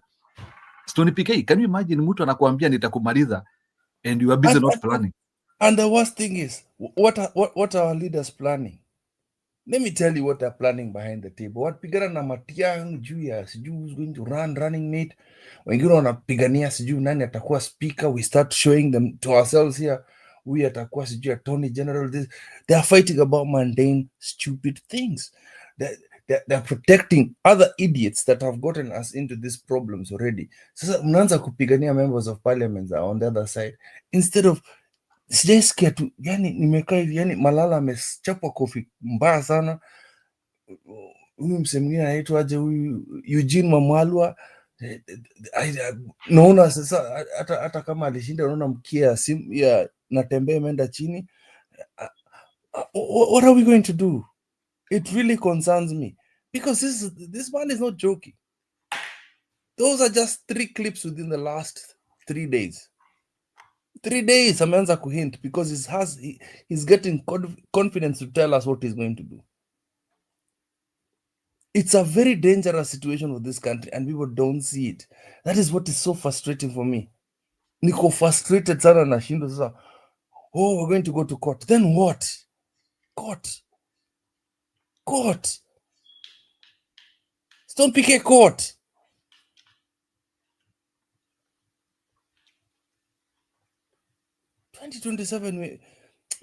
Hey, we're in trouble, but then mtakuwa na mahat bands hapa bana.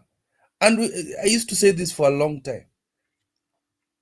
We start praising Wamunyoro, we are like, we think he's like unbreakable, some superhuman who can, what can he do?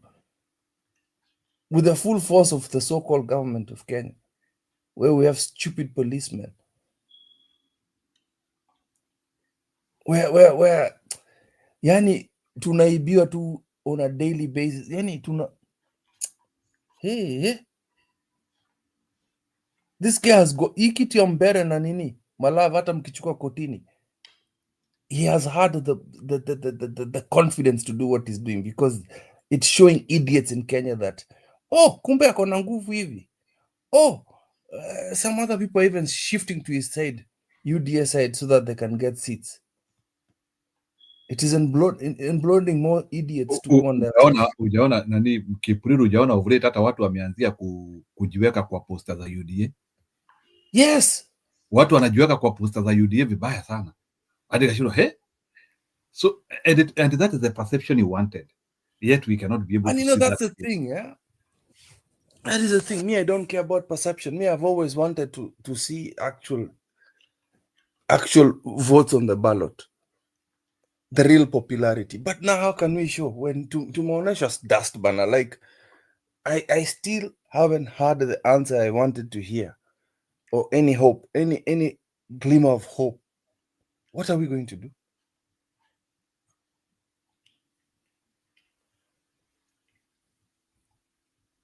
Do you know how much the millions that guy has thrown in Bere? Almost more than $500 million. Ilimwagwa tu huko. Oh, we can say to ourselves, oh, you'll not be able to afford to do this country. Right? Are we so sure? And for you to rule for 20 years, and you need to use 5 billion taxpayers' money, why not use it? If Museveni is doing it right now, hata mkiongea juu ya ICC, you think ICC is going to do anything about what's her name, Suluhu? Actually, forget about it. The Tanzanians will be watching those things on TV. We get so excited about white people doing things. There's nothing they're gonna do for us. I just brushed it off. The Nikki Skes EU is talking about it. Just brush it off. There's nothing they're going to do.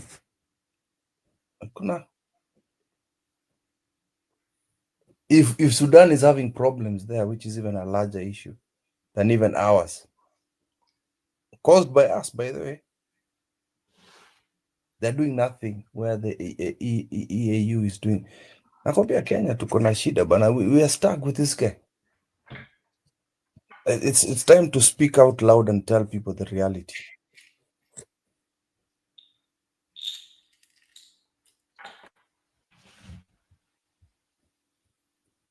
Gachagua said nothing. Because they're planning strategy to go to court. What are we talking about here? Let me say this, Kip and Jiru.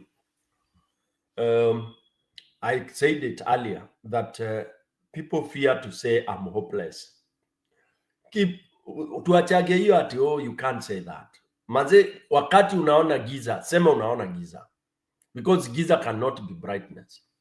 You see the problem with people that, did you malls, did you what? So politically, when we talk of electoral justice in Kenya, there is no hope with Ruto as president.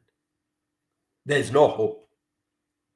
When we talk at the ballot, there is no hope. So the opposition and everybody else, what they should do, and I said this yesterday, is they should forget it if they are expecting to win or to change things through the ballot. Somebody here told me, I'm advocating for the military. Okay, I'm not advocating for the military, but I'm advocating for opposition to stop that same story that is not taking us anywhere. They should look for something else.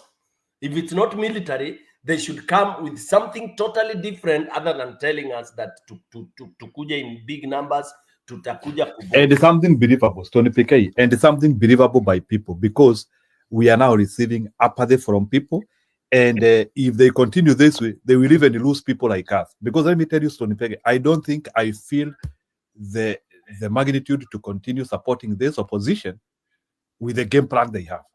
I don't think. And and then on top of that, we admit they are as powerless as we are as the people. Tuko pamoja. We are on the same basket. Hakuna mahali watatusaidia. Because sioni any other alternative. Because if in the absence of the voting, and when you vote it doesn't work, which is the other alternative watatupatia? Hakuna. So I even don't want to blame them because they don't have an alternative. If they have an alternative, the only alternative is going against the government, whether militarily or whatever it is. That is the only alternative. Force. Okay, let me not use the word military because people here are so scared about it. Let's advocate. They have to go forcibly or forcibly. They can use force. They can go use maandamano. But now kwenda ile maandamano kufinish kumalo. The Nepal way. Nepal was not a military coup. Okay? It has to be maandamano because hii ujinga ya kusema it's going to take a long time for us to rebuild the country. Take a long time and you're already building a dictator. Yeah. So, and it's not maandamano ya kwenda tunaenda alafu tunarudi. We don't know who we're going to. Hebu niwaulize kidogo. Juu mmeleta story ya maandamano na ni vizuri. Hebu niwaulize kidogo like na ni swali tu nataka kuwauliza nyote wawili and you react to it. Why is Gachagua fearing to ask for maandamano and the maandamano build spirit? Why maybe ni swali tu nauliza. Why is he fearing maandamano? He was overconfident. No, Kikuyu, no. Kikuyu don't believe in maandamano. It's only Matiba and Nani and huyu Mwite. Those and Njoya, and they are gone out of state. These others, forget them. Hakuna, Gachagua, nothing. They are telling you protect property and all these kind of a thing. Forget it. Gachagua to conduct a maandamano? Like when? If anything, Gachagua is one of the most coward person. Coward ile number one. And namtajua, unajua watu wanasema what did they do? What did they do? They usually shout and scream in funerals. What happened in this funeral that happened juzi in Embu? So what in the street? Mkia, walikuwa na mkia huko chini. Let me tell you, so let me finish here. Let me finish here. Do you know if Ruto wants to lock Gachagua in, atamlock asubuhi? And there's nothing you're going to do. And you'll do nothing. But because Ruto is very, very clever, anaacha it's a toy. Because he needs to have somebody anaongea even ndio Naruto naye ana counter. Because it's like soccer. You have to have another team. You know una beat hii unaibeat tu. Huyu kuna mahali anaenda akoanda yu umemfungia kanyororo anaenda hivyo unavuruta anarudi hivi. I wouldn't say we're like Tanzania, it's worse. I would say we're like Uganda. That's what we're building up to. Where we're being lied to. You've got some sort of opposition. Mnadanganya, shika watu kadhaa tu kidogo hivi. Mujidanganya mna debate huko parliament. Mujidanganya mna debate. Tanzania, why are you saying Tanzania is worse than us? Tanzania have how many people in? They have only one MP that is opposition. That's what I mean. I'm saying we're like Uganda. We're like Uganda, where tunajidanganya tuko na opposition. Tunajidanganya. Do you understand what I'm saying? Yeah. Tunajidanganya tuko na opposition. Most people don't talk on our behalf. And I'm telling you, we'll slowly shift towards that direction of the one party state. Hebu niwaambie kidogo, because once in the streets, na si ati nawekelea, maybe you will have to come and it is once in the street. I'm not saying that it is true or false, although Gachagua, we need to see how you will fight your story. Once in the street is saying this, that it might be propaganda or not true, but unajua whether it is propaganda or not propaganda, unajua tunekanga vitu zote hapa. Nasikia ati Gachagua amesema hivi story ya mbele. Yeye hakuwa na candidate mbele. Yeye alienda kusaidia. Stupid. No, here I can defend Gachagua. No, hiyo ni ujinga ya hao watu wa nini. I saw people talking in press, sijui nini. Now they are changing the narrative that Gachagua didn't have a candidate. These are kina Sabina Chege and all. That's garbage. Okay? That's garbage. Gachagua had a candidate in the name of the United Opposition. Please. Hata kama tunamdharau aje. Gachagua did what he had to do. Only that now they have no power. United Opposition has no power. And I've told you that. They are like the mwananchi wa kawaida. They can't do nothing to Ruto. Tuache kushift. Gachagua did the job. The opposition did the job. Mwananchi voted out. It's time to tell us the truth. Yes. You're right. It's time to tell us the truth. Yeah. We are hopeless. What can we do as a We are nation? hopeless. Simple. So can he is he going to fight through? Does he want to fight through the legal process, or He needs to what ask is us what is for his help. fight? It doesn't No, matter I'm now saying- whether it's illegal saying, or what or whatever. It doesn't. It is I'm saying- Ruto's game. He can decide. Of course, Kalonzo amesema they will be in court. He said that.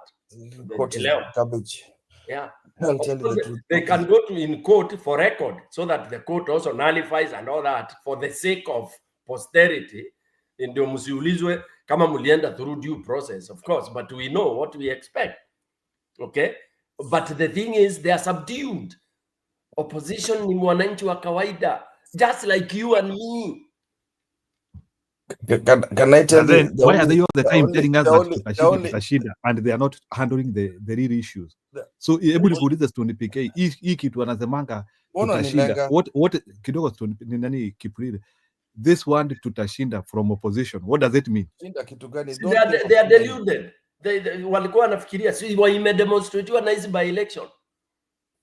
Imedemonstratiwa mtapiga kura, yes. You voted out, yes, but you will overturn it. It is true. Opposition is right. We will vote and vote against Ruto kabisa, na tutamtoa, lakini hatatoka. Take that to any bank. Period. So opposition is right. Mwananchi will vote, but it will be meaningless. Can I tell you the strategy? My real strategy ile ya ukweli, ya kusema ukweli. My strategy is they need to ask us for help. They need to ask them the Kenyan tuulize tukusaidie. So mmeshindwa, like they've told us watoto wetu wametuambia sisi sijui nini. It's time to start teaching us to go to the streets. They ask us for help. They need to start calling for demonstration every day. Them, waite demonstration. They ask us for help. Do you know what I mean? Not speeches. It's speech time is over.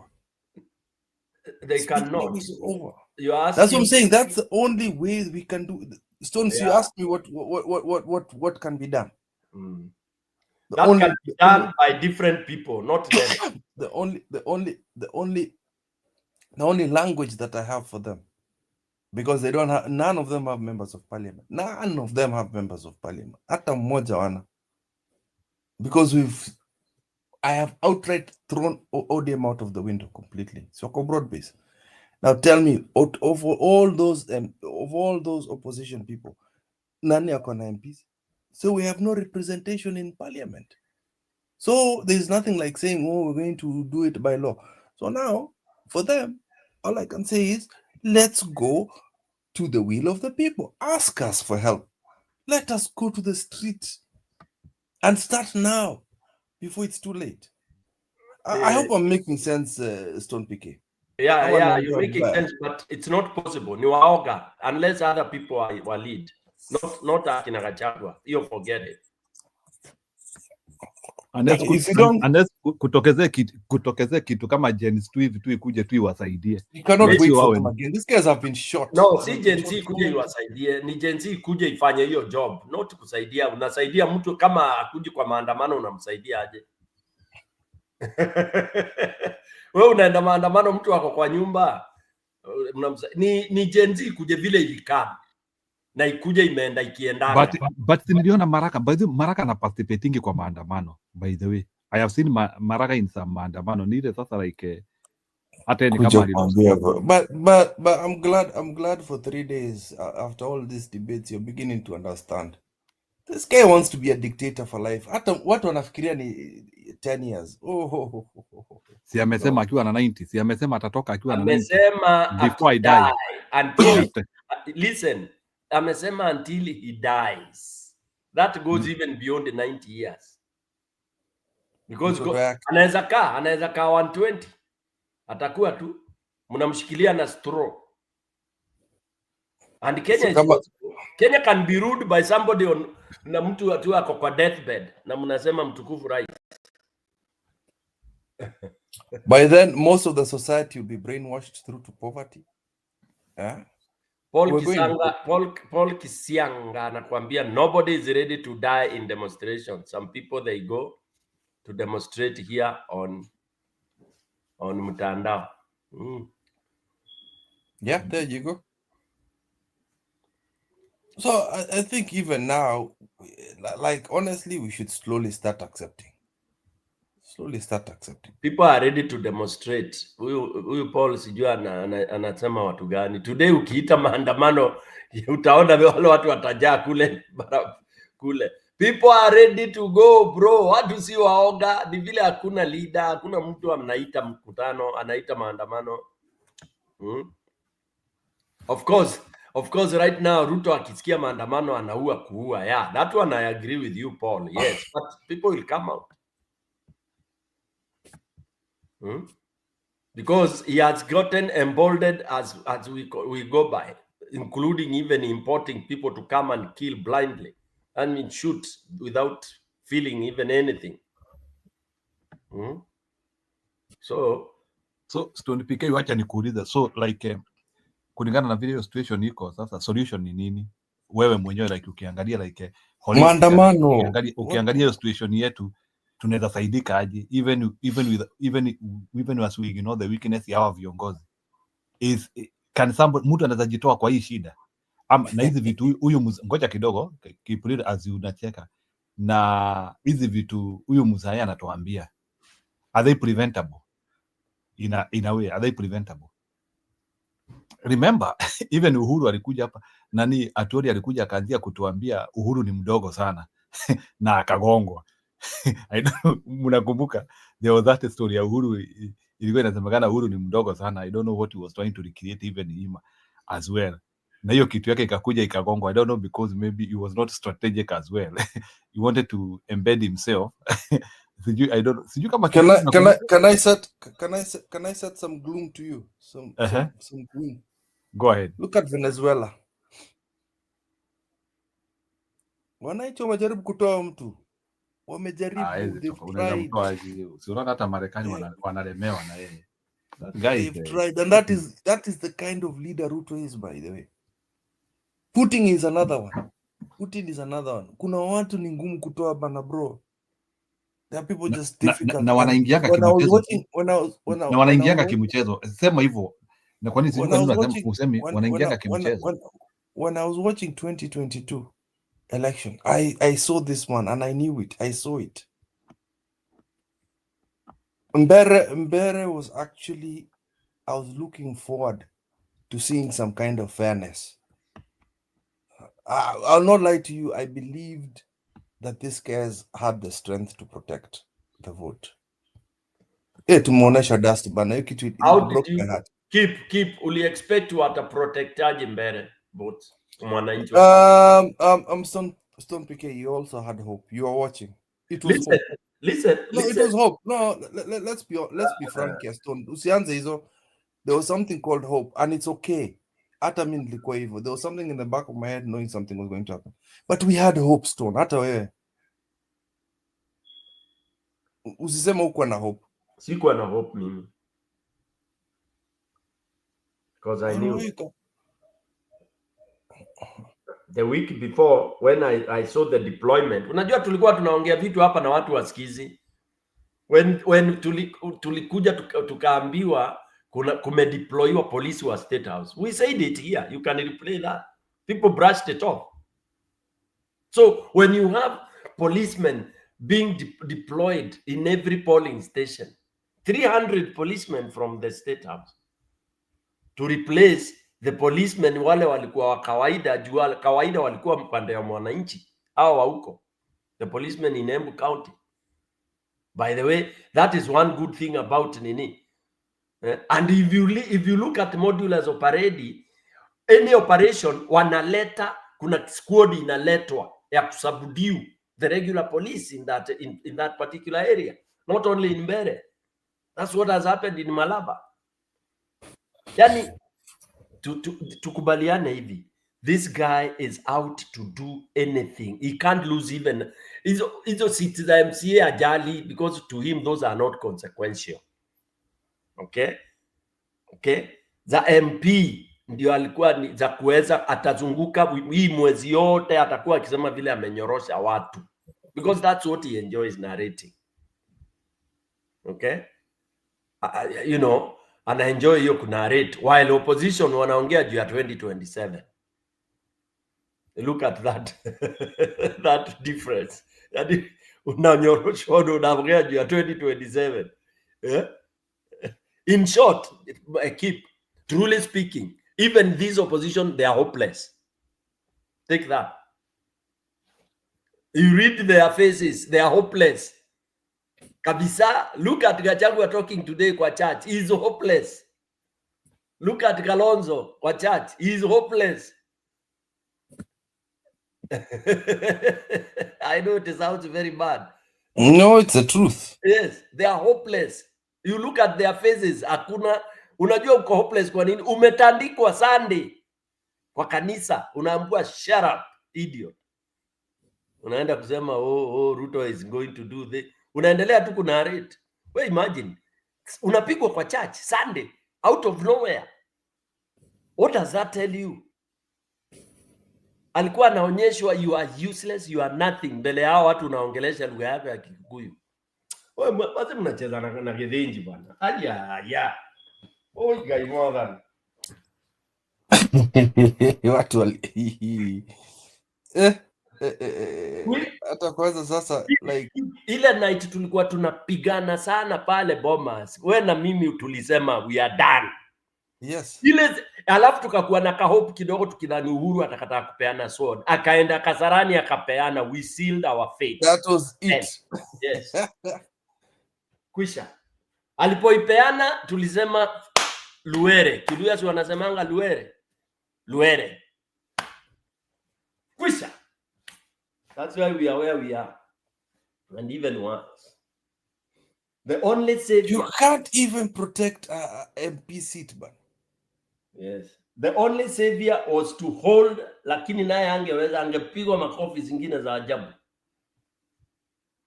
Angebondo hapo vibaya sana na Ruto. Ruto was ready for anything. Uliona siku ile Moi wakitaka kupigana na Saitoti kwa stadium. Then what happened to Saitoti? Unajua ilikuwa wapigane hapo haraka sana. Yaani ilikuwa mablozi ingeexchangewa historically. Hiyo ndio mngeona Kasarani. Mjamali ni aibisha. You can't embarrass me like that. Off. Ungeona vituko Kasarani. Angesema there is no way. Angechukua hiyo mic na nguvu. You play with my people, bana. My people are hot-headed, bana. Unajua watu hawajui. Huyo chali angechukua mic na nguvu na achukue hiyo Bible na nguvu na ajiapishe hapo mkiangalia. Ukikuja karibu na yeye anakutandika hedi.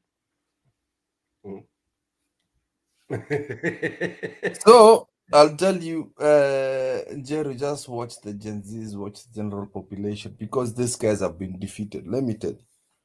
Because you are relying, we've been relying on months. You know, sometimes when I say, why aren't these guys coming to the show? Because for months you are narrating the speeches these people are giving. Mdomo, bro. Let me tell you, what you're watching was a TV series. That is what is heartbreaking. Eh? You're just watching drama on TV right now. There's nothing they're going to say. What does that mean? Are they going to complain to us, the public? Oh, Ruto did this. Oh, Ruto stole this. Or it does not translate. Utadu. That's stole it. Utadu. Yeah, Utadu. Douglas Kipogong anasema aliona youth huko nani. Youth and Mikunchi sijui ni nini. Youth and Mukunji walitokelezea huko Siakao to demonstrate. Youth are willing, they want someone to set the tempo. It is true. Youths are willing to, but now the question is, if you are willing to demonstrate, are you willing to demonstrate until you achieve the desired result? Mta demonstrate, kuna demonstration za walimu, kuna demonstration ya nurses, kuna demonstration of doctors, few days hivi mpaka hata you don't even get what you want and you still go back to demonstrations mean nothing to that man unless it's all of you and you stay consistent. Well, keep. Imagine natembea wameshikwa wameabductiwa, if it's true. Unatoka kutoka abduction, you are cowed, uko nikaa chicken imenyeshewa hata uongee chochote. We saw it. Yeah, I saw the video. Which means maze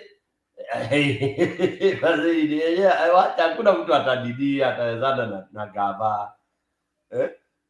He came out because all Natembeya came out to say, I was expecting some fire.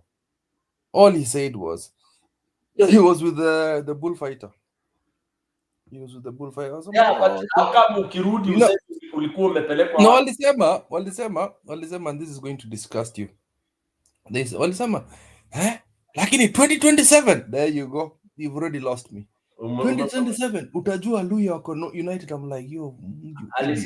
Walisema walikuwa wamepelekwa wapi? Walikuwa cell. Cell ya wapi huko? Which is the closest cell to Malava? Just there hapo tu. Imagine unashikwa na unarudi unaachiliwa saa zile election zimeisha. They are not even harmed. It was almost like house arrested. Na ni nani anawaarrest? Faruk ndiye ana call the shots hapo. Under the three mnasema. We have an emperor bana. We have dictators. Hata njonaona Bobby Wine nashindwa anafanya ni. What are you Bobby Wine going to do? Bobby Wine entertainment. Bobby Wine pia ni entertainment too. If you don't demonstrate, munavalisha watu kala ni kama Ruto atavalisha watu kala. Yeah. Tulikuwa na watu wengi sana mbere bana. Let me tell you. And this is what I was trying to tell people, that Charis is a popular candidate. Very popular candidate in Bere. But even if your people are still counting votes. Sikiza hii keep. You know, unaona ward ya Karis. Kwa ward ya Karis, ujue Kachongo ni noma. Ward ya Karis ile imemchagua mara 3 na wanangetaka kumchagua hata mara ya 4. Alikuwa polling station zote hakuna ile alilid. Ward ya Muminji. and then you're counting the numbers. Oh, tuko na 200 hapa. Na watu walitandikwa in all polling station. Walitandikwa makofi ni kama kuulizwa mnakuja kupiga kura, makofi. What people are scattered. then they did what they did with the votes. Wanazipinduanisha. Za Karisi ndio zinakuwa za huyu sasa. So it is Wamudhende who led in Karis ward, which has elected him 3 times overwhelmingly.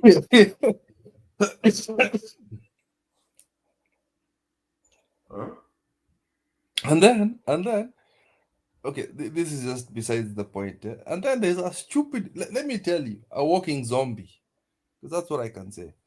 A walking zombie is coming to decide your fate as a people, knowing that he's got at most 5 more years to live, if because of the stress he's going to put himself, deciding for you as ODM, and your position is not guaranteed. Your ODM itakuja kuswallowiwa after 2027. Mustuke mseme, oh, what happened? What happened? We had an agreement. What happened? Alafu imagine gava ya 2027 already imedesigniwa. Ishadesigniwa. And I'm telling you, the other thing is, it's going to leave some Mulima, a high percentage of the Mulima people Luo Nyanza will obviously going to be given a short end of the stick. Like right now, there's only one Luo person that is in the super government, the super cabinet. Only one, Opio and I. But if you talk about generally that area, there is Mbadi, of course. But the Luo people have been given, ukiona people from Central imejazo your cabinet, second to Kalenjins. That's why I like the way that bishop said. So if indeed it's the positions you're so hungry for people from ODM, Muskie Jasa and Mutaka is on position, but now your party is going to be swallowed in 2027. And then you see the problem is even looking at it from a revenge point of view, it's just stone. Sooner yona. So you're seeing it happening. I'm amazing my own things. That party is dead after 2027. And it's not about membership. It's about what Ruto is going to do with it. Look at Musalia's party, gone. There are so many parties that were in Central, swallowed up. Jubilee, gone. So what are we talking about here? Jubilee was a gigantic party. TNA, let's not even call it Jubilee. TNA was a enormous party, man. Completely destroyed. Who the hell do you think? Oh, pana. Njero najua umenyamaza, but it's time to hear the truth. We're in big trouble. That is why ukiona mimi na Stone PK tuko hapa tukipiga kelele, we are seeing it. We are seeing it. It's about 3 o'clock down here. I'm just coming to terms to that calculation, because I'll not lie to you, Stone PK. I know you saw it before. I had hope. I had 50% hope that something. I refused to watch it. I refused to watch it because I was just waiting for the results, because I was just like, shit, I cannot watch this thing. I was just waiting to see the newspaper. I just thought there was going to be bad news. Nikaweka kwa internet nikiwa kwa ofisi. Naona bado zijakauntiwa. Yani imechukua 24 hours counting kitu. Then I knew something was cooking. Then I just and I'll tell you, yeah, even if Karis had won, and I was seeing that close margin, nikajua hata hapo tu nikuonesha tu, I can do it here. Ameuza kila kitu. This guy bana, Kenyans. This is Putin. Njeru.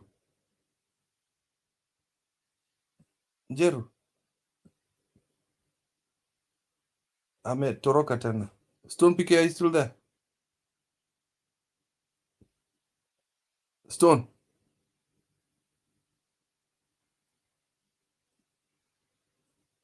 Yes, yeah, me. No, demoralized Njeru, but we have to tell him the truth. No, Njeru unajua sijui anakuanga anaenda wapi. Siendi anauliza maswali. Yeah. Unajua truth is hard. I mean, although it's relative, but I'll try and do that talk, but ile talk yetu tuongea. I'll call you up when I go to Kenya. We do a call. That call we wanted to do the leader. Tuulize hizi maswali bana. It's important. We know what are we going to do.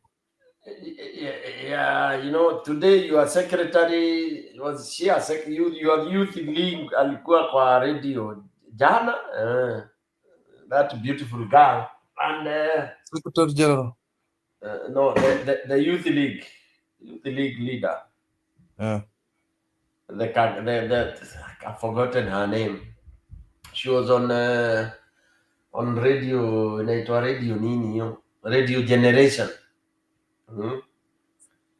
And she had a very good interview, and she was calling it as it is, Mother Karua style. And she admitted that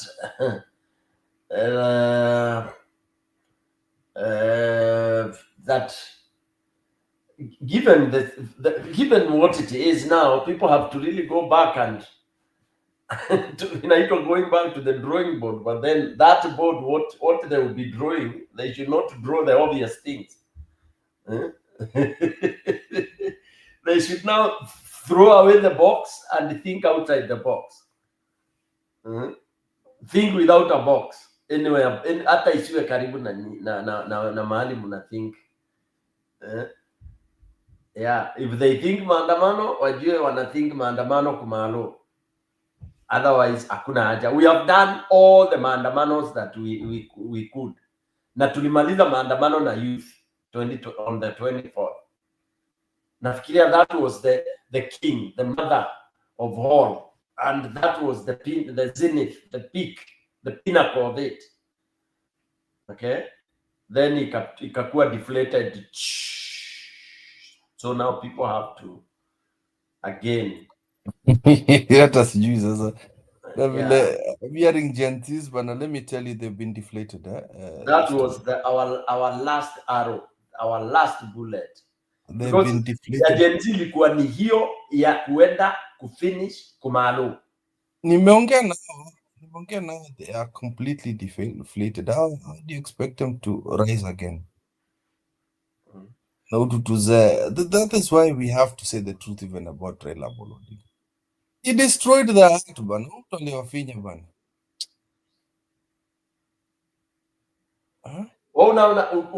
Ungeona vile walitandikwa pale Siakago Tallying Center. Unajua nilikuwa nimeambia wewe jamaa nitumie clips. Sijui naye kama alitandikwa akanini, I don't know, maybe hakuwa ameipost. Yani they were descended on a men. Unakumbuka wale watu walikuwa Eldoret na Marungu zile za hiyo kitu ya majembe ilianza na sisi watu wa Eldoret. Hiyo kitu yes, walidropiwa na gari 3 za polisi, walitoka kama makomando. Wanakupata unaekelewa hiyo rungu hapo kwa nini, hapo kwa Tallying Center, alafu tear gas ikapigwa, auoni kule unaenda, ni rungu. Watu wamevunjwa miguu, mifupa, wamepigwa jameni. They were beaten thoroughly. There is one clip I want. Can I ask you a sensitive question? Yes. Are you running? Am I what? Are you still running? Yes, I'll run.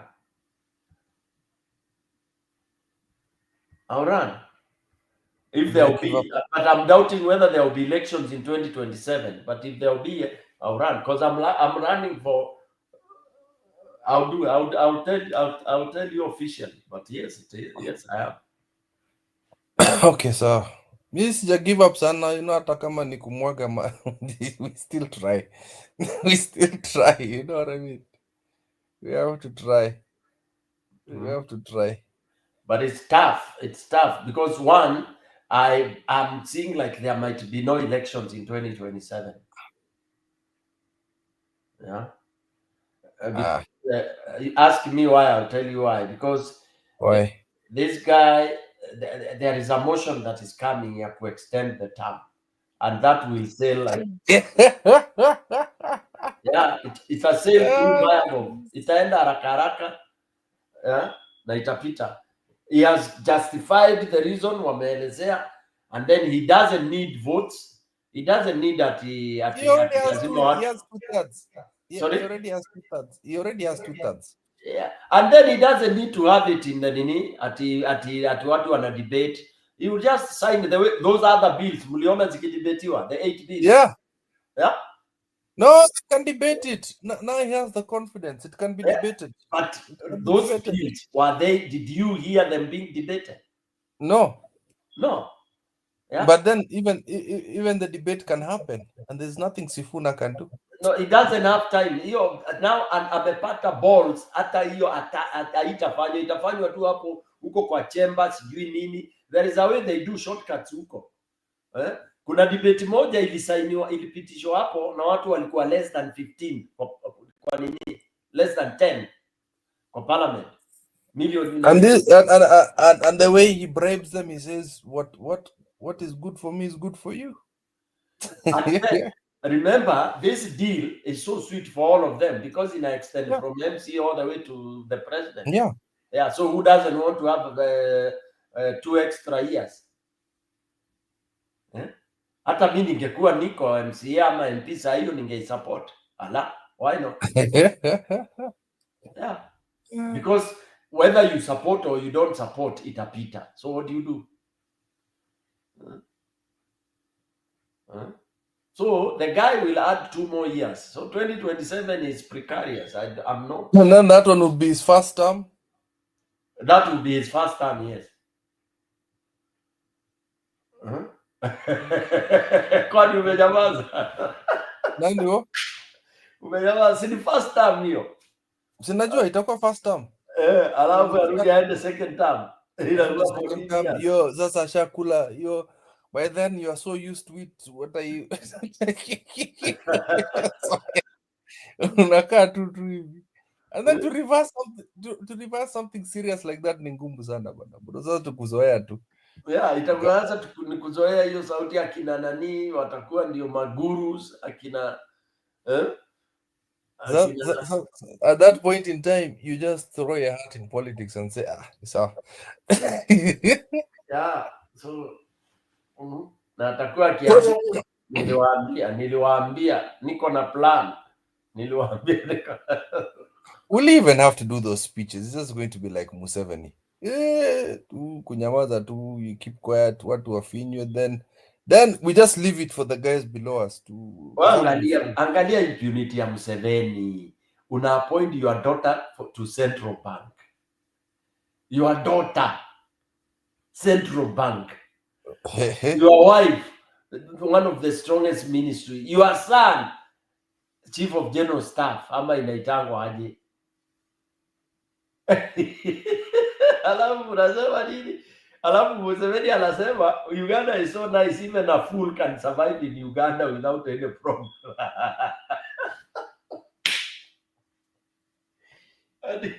At Uganda is so nice, even a fool can survive in Uganda without any problem. Wewe mzee unifurahisha. Alafu anasema you try those things, you will see fire. Try anything. Rally Madawa aliambiwa, Rally Madawa, wewe jaribu kuja Uganda, you will see fire. Rally Madawa ameogopa hawezi kanyanga Uganda na hiyo si eneo yake. Give me 2 seconds. Give me 2 seconds. Wewe Njiru wapi? He's a coward. Amesikia vitu analala aki-moderate ama ni nini? What happens? Unaweza cheza clip nikikutumia nani?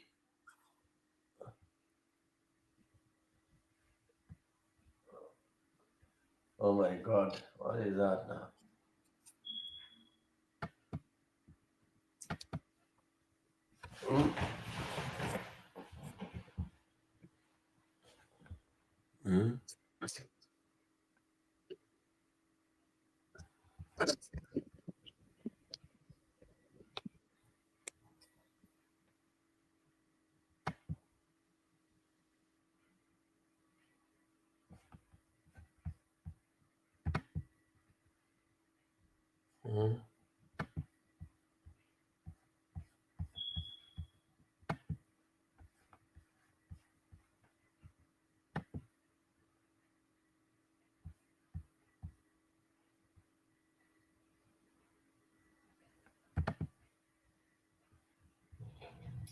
Stop.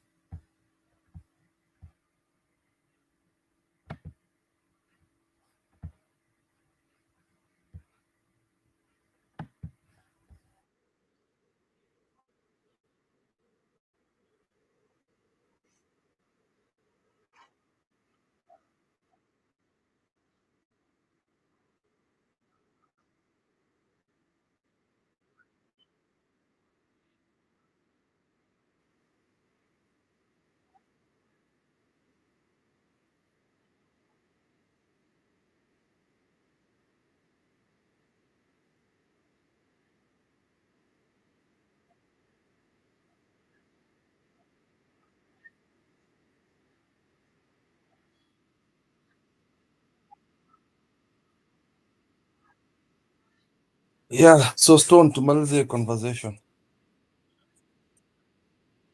We finish this conversation here. Dictator. Where? Nimeona vituko this weekend, I'm telling you, my brother. Stone.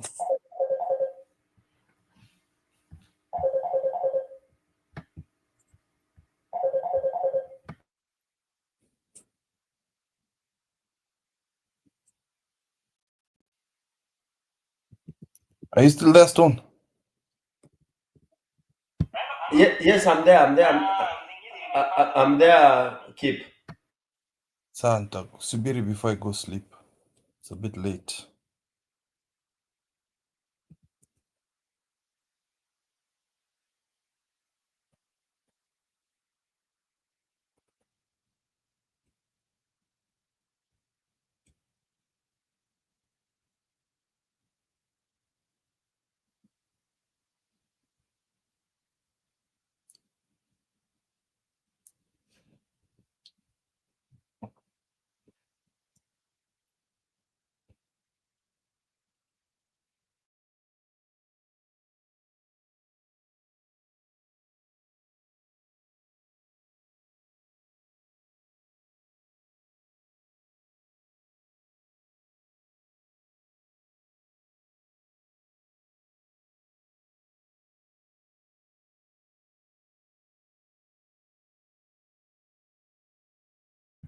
Sorry Keep, nilikuwa nimepata simu nyingine. Unasemaje Keep? We have to prepare mentally as Kenyans. Surely have to. Going to have What do we do? What do we do, Keep? But we have the answer. Streets. My answer is the streets, I'll tell you. Mm? But also, we have to do that thing. We have to radically tell our people to Ngoja protect their nichukue hii votes. simu kidogo, 1 minute ni postpone.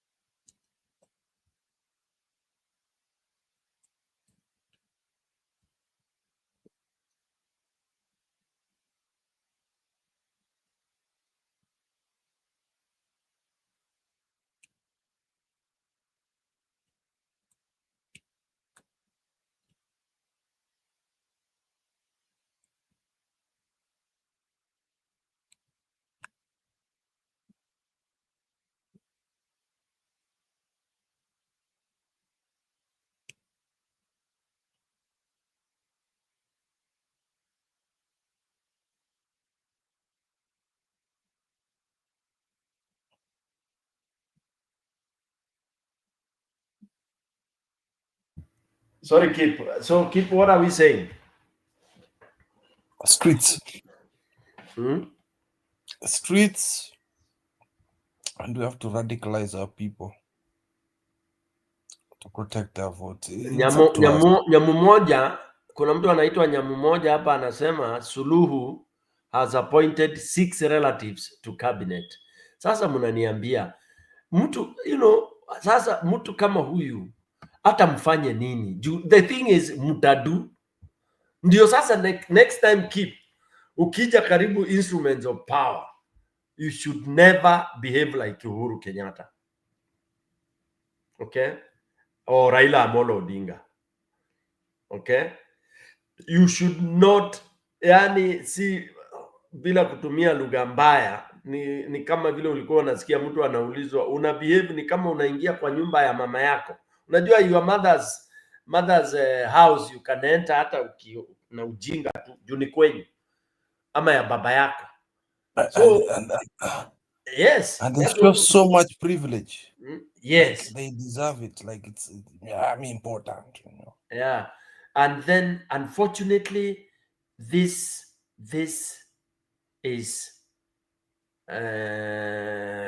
kuna kitabu tulisoma ilikuwa inaitwa kastori ka jamaa alikuwa anaitwa Simon Makonde. Okay, So this is the story of Kenya, that wasichekelee watu kama Cameroon. Let us not laugh at countries like Cameroon, because 90 years old. we are not different.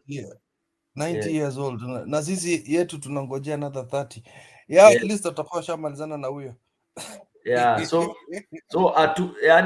tusichekelee. In fact, we should praise countries like zile countries zimesema no to nonsense, na tuache hii narrative tunasema ati Kenya is above sijui what, sijui Kenya is above those, ati Kenya is above, Kenya is better.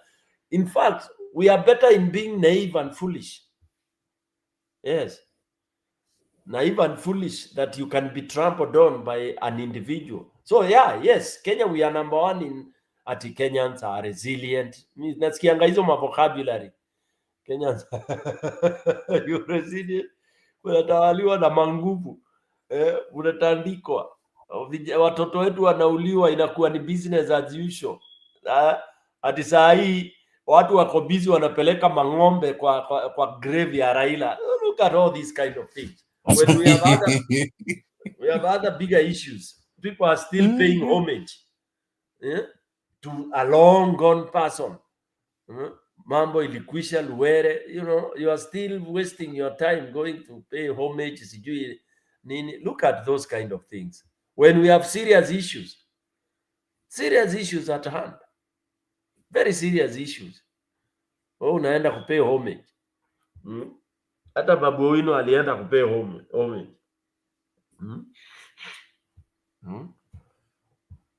So I don't know. Maybe sooner or later I'll even stop appearing in this. Maybe nitarudi kuapia kwa ile yangu ya localized, niongee na wambere wangu huko kwa ward. Wambere wangu kwa ward huko tukiamini kuchukua mishale, we have control huko. Now you are talking my language. Yeah. We have to radicalize our people to protect themselves from this. Chukua unakuja, ule mtu atakuja kwa hiyo ward kujaribu kuleta shida, tunakutairisha huko, unaona? Na tunakwambia upeleke ufala kule unapeleka. As simple as that. Otherwise, iko ngori. But I'll give you a call when I'm close to something to tell you. Sawa, when do you want to call me? Takwambia, siwezi sema hapo kwa mtandao. Okay. Si ucheze nini? Wewe unaweza cheza clip. Kama gani? Nilikuwa nataka haka kadem ka PLP bana. Kaliongea vizuri. Are we talking about OSG or youth leader? Si KSG, ni ka youth leader. I don't know, I've not seen it yet. Ati? Hiyo ndangoja by the msimamo is traveling there kesho. Travel. Anaenda wapi? See, that guy is working bana. I just asked anaenda wapi. I know he's working. No. I was going to add on top of what I mean. And he's working. He's going to take some people from Taita to kwenda huko na delegates bana. But sasa nyinyi watu PLP inalipisha watu kuwa members bwana. You guys are losing it. What do you mean? Why are you asking people to pay for membership? Although it's cheap, yes, but why would you do what other people don't do? We're not asking for a lot of money. 20 bob bana, bro. No. Unajua, it's not the money, it is that nini. Kenya maneno ya watu kulipa parties iliisha ndugu yangu, because it was very bad. Ilikuwa watu walichukulia vibaya sana. That's why parties changed to free registration, because you need them in your meetings more than actually you need the masses to come than you'd want to control it. Sasa uko na paid up members who might not meet the numbers you want. See, again we're also looking for funding. Yeah, chani hiyo. Recruit massively, then you appeal to them. Now you appeal to an already basket that you have full of people. You are in a room, open the doors, waingie, then wakiwa ndani they feel belonging to that party. We're doing both. Yeah. We're doing both. We're gonna register kwa karatasi because that's where the offices are being opened there. Mi ningefanya hivyo. Mi ningefanya mass recruitment and then wakiwa ndani kwa branch huko ndio naambia sasa aka ka ofisi tunahitaji kufanya hivyo. I would have done it that way. Because when you have people and they're juicy now, they are happy, they are feeling they are in the party, they are excited. Alafu naambia mazee aka ka ofisi kanahitaji this viti za plastic 2 na kanini na ni 3,000. Can we raise that? Hiyo mna raise hapo tap tap tap, you know. Lakini waenda ati ni kulipa register utasikia kunungunika tu. Wengine wananungunika bila kusema. Unaona? But let us see what happens this week, because we have to talk about what happens this week, because I'm yet to hear something of reason. Kitu ya maana lazima itokeleze this week. Kitu ya maana itokeleze. Yeah, tusikie tu what their plans are. Na tena ujue kwanza we would have, unajua strategically tungetafuta candidates before people even know. Unakuta muna popular candidates, because like me, I know how to scout the popular candidates. You must start that road in Bere now. You must start that journey. You as Stone PK. Niko na strategy yangu na mpaka mkisikiza mkikataa kusikiza kama ODM uko mbele mwezi toboa. ODM failed when they had the biggest chance. You see, the strategy of a party doing well is not to follow the usual routes. Ati unaenda unaambua huyu ndiye alikuanga KANU na alikuwa mobilizer wa KANU, then huyo ndio unakimbilia kuchukua. Go to uncharted waters. Go to tunaenda ushago kabisa sisi. Hata si ati ni kwenda ushago and then you get new people. Like now hii strategy ya kuchukua msimamo. Do you know the impact you have with the msimamo is better than if those old guards who have been there, who have been in parties from this party to this party, this party to this party. I'm telling you, because that's new energy. Somebody maybe ametoka from a different line, watu walimuona akifanya kama hizo vitu walikuwa anafanya sales, so he has that kind of network. They know him from that point of view. They don't know him from the point of view of wakora wa siasa wa kawaida. That is a big plus, you know. True. And you have such people all over the country. You have, but you have to take time to look for them, you know. Yeah.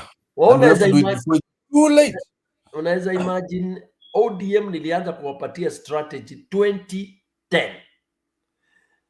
Actually 2008 when I launched my cultural community thing, which is so big and powerful in Embu County. Yeah, I approached it from a cultural point of view, which holds cultural festival twice, 2 times. I mean, every other year. You know, you skip 1 year and we hold big cultural whatever, which people attend from all over the country to go and see a culture that has not been exposed. Okay, rich people, those people who love original or cultural song, cultural food. You are seeing something different because people have been knowing of only things like Maasais, of course some Kalenjin cultures they do it, lakini sana sana ni wa Maasai na Wagiriama. Okay, yeah. Now there is something called Mbere. You go to YouTube, you see their kind of dances, what they do.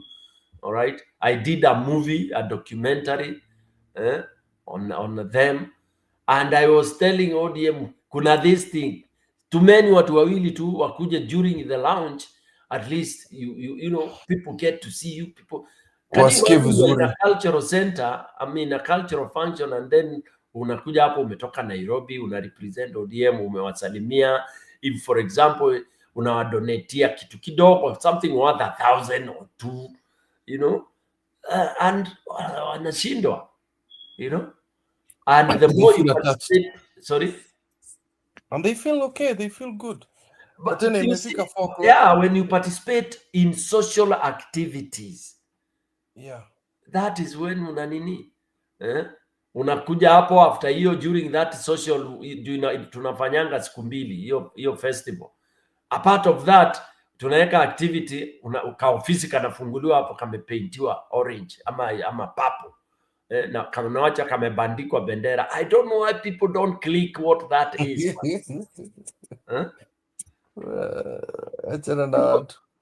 Watu hawashiki, unaambia watu, people are thinking of different things. Oh, sijui, yani simple thing kama hiyo, unaambia mtu ameanza ma theory za kitabu, desk theory. Unaambia mtu, like now, do you know in Kenya most idiots think that the seat of an MC is nothing, is rubbish. Do you know that? It's a big seat. It's a big seat. It's bigger than an MP in terms of Very what? important. Political and developmental aspect. It was only belittled by the MPs because they didn't want competition. Yeah, remember, an MP has to bow to an MCA for him to garner vote for in that particular ward. I'm telling you this out of experience. An MP lazima akuja anapigia MCA magoti. An MP needs the MCA. The MCA doesn't need an MP. Do you know that? Yes. Yeah. So if I don't need you, but you need me, who is the boss? Ndio najulikana na watu hapo chini. The Anyway, yes, even for programs and projects to succeed, it is through the MCA. If an MP wants to succeed, succeed akishirikiana na MCA kwa hizo community program ama project.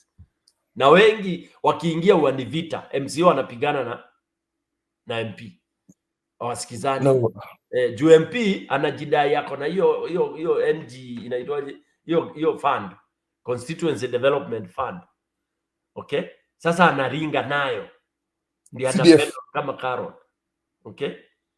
Sasa ile constitution inakuja, if at all that we will hold elections and if opposition was to win, the proposal is that MCA's Ward Development Fund will be big because itatolewa kwa MP ipelekwe kwa county. Kupelekwa kwa county ni kumaanisha inapelekwa kwa ward. MP waachiwe tu legislation na hiyo nini oversight. Ndio kazi yake. Na hiyo ndio kazi yake.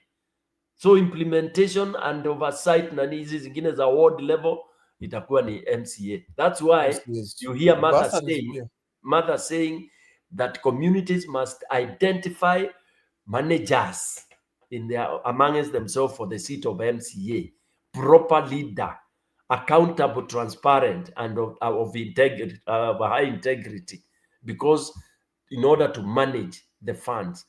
And the person you go to every morning unakimbilia haraka as mwananchi, ule ako karibu na wewe ni MCA. True. Yeah. Bro, imefika 4 acha nilale sasa. Ala, uko ni 4? Yeah, ni 4 acha nilale. Yeah. Okay. Pole bana. I didn't know. Mimi nilikuwa nafikiria uko kama unalala vizuri. Thank you. I will be waiting for your call, man. All right. Wacha tutangu wale wote akina Douglas, Paul Kisianga na akina Nyamoja na nani mwingine na Kenyan Democracy ni sisi. So thank you so much for all those who are working. Thank you, Kip, and may you have a very, very good night. We catch up later. Let's catch up tomorrow and then tell Njeru asishika heartbreak bana.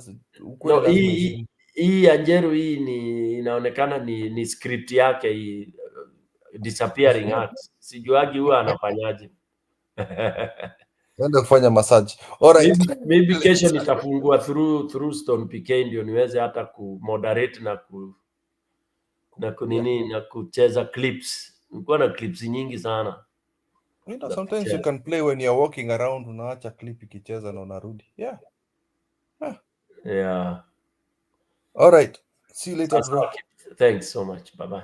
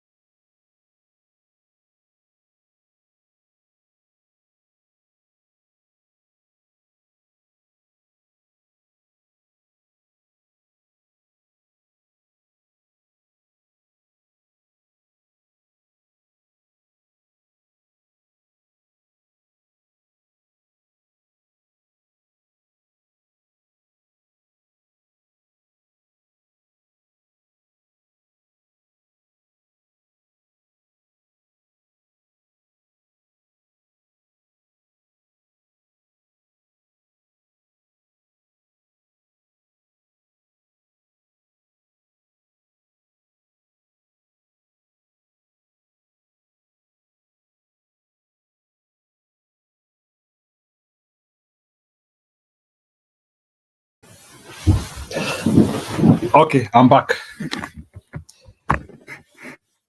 Kama kuna mtu anataka ku join the discussion, you can join the discussion before I close it off.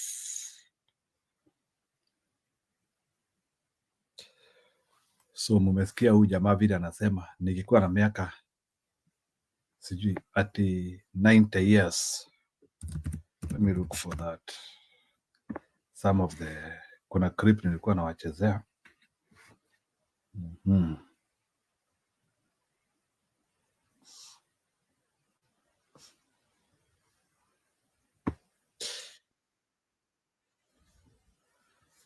Wacha niweke huyu.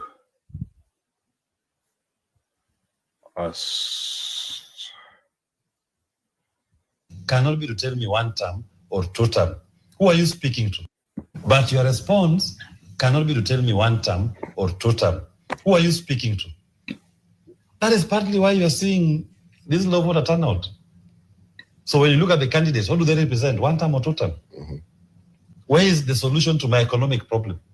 What am I going to vote for in this election? What am I going to pick? What's my take home at the end of this election? The two main players in this by-election was one term versus two term.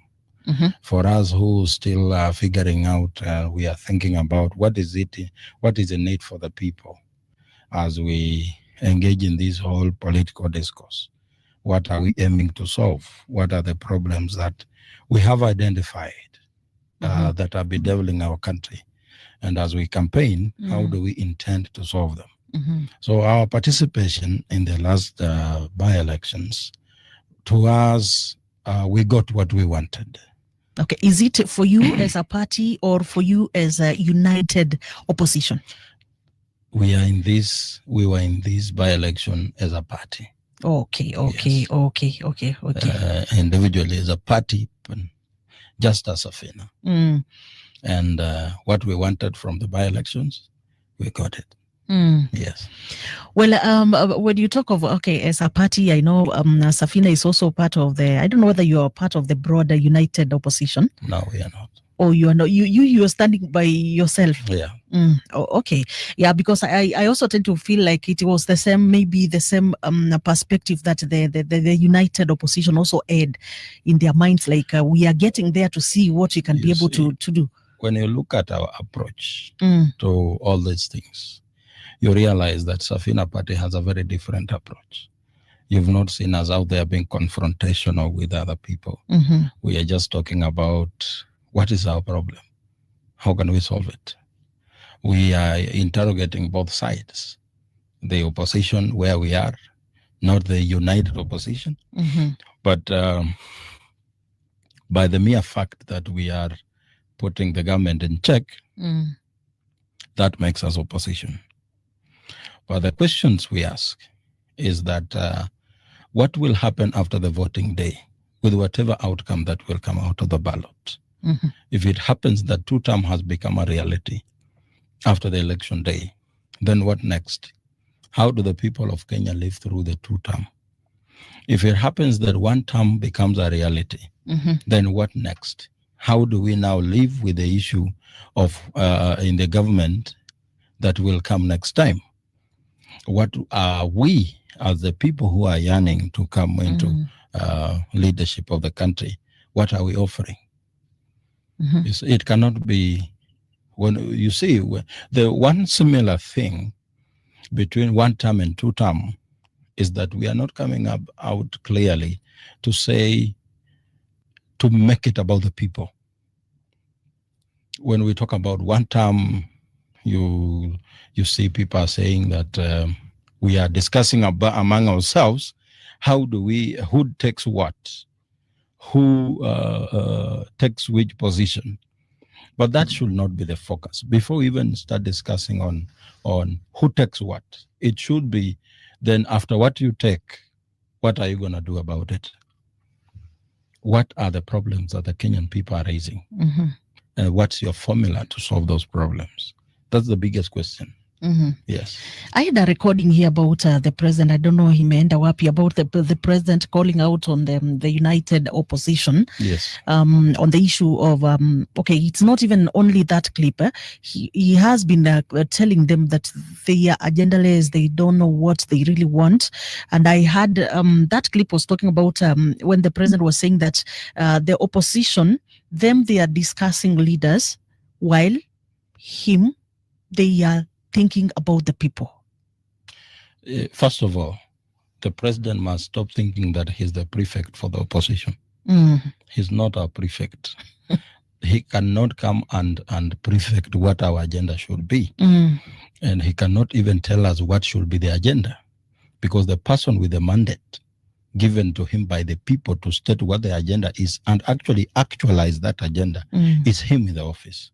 He should stop being preoccupied by thinking about what is the agenda for the opposition. That is our bitter pill to swallow, not his. His biggest job is to implement what he told the people that he's coming to do, not to stand on top of his SUV and talk about how the opposition is agendaless. What is his agenda? Because if at all there is anyone who has taken the trophy for proving that he's agendaless, it's the president.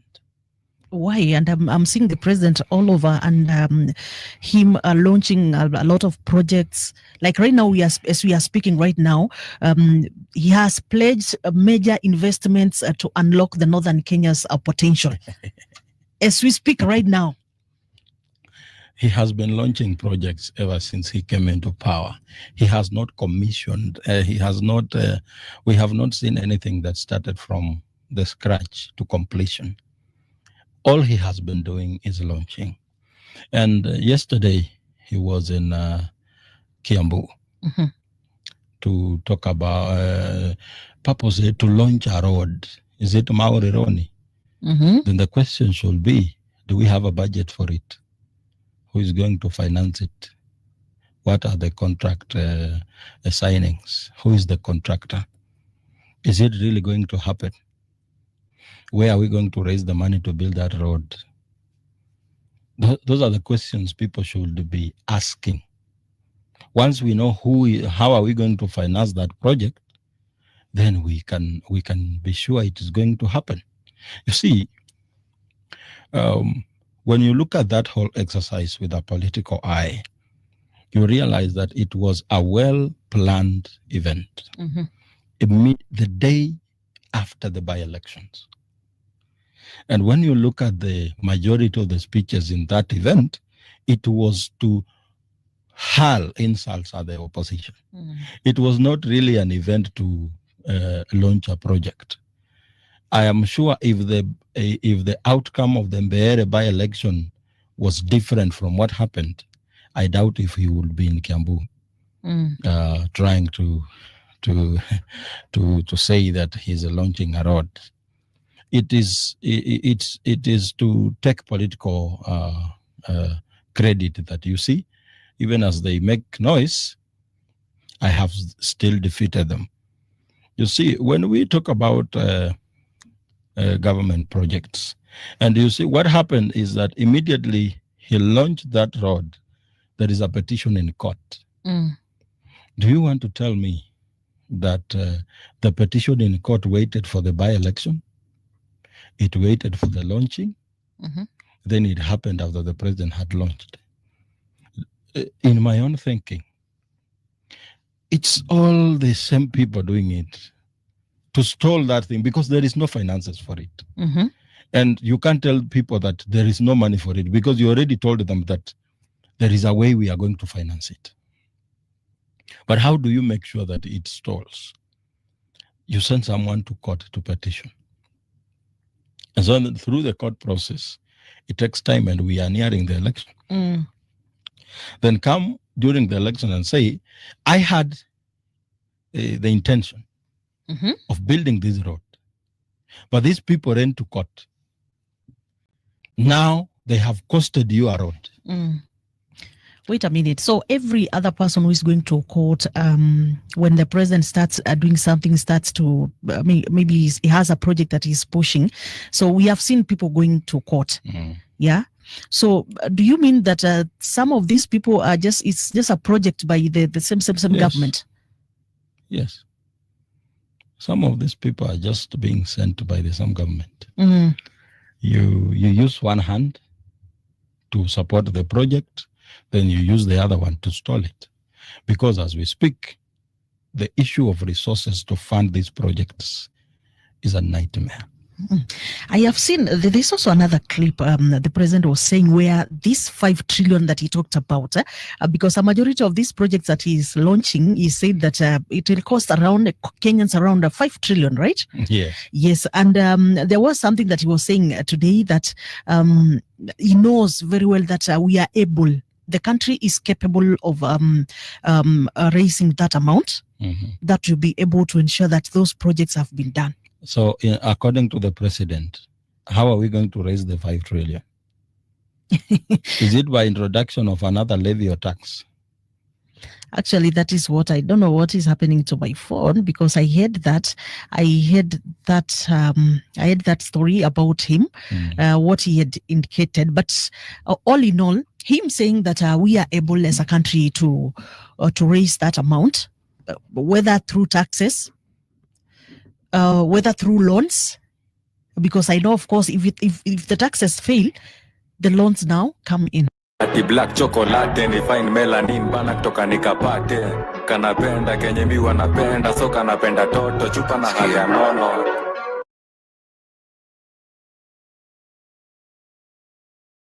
Sijui kama umesikia Simio hapo vile amesema ati una launch project alafu na unatuma watu kwa koti wafunge hiyo project, sababu unajua hiyo project uko unafanya tactic noma sana. Mimi nimeelewa hiyo sense hapo.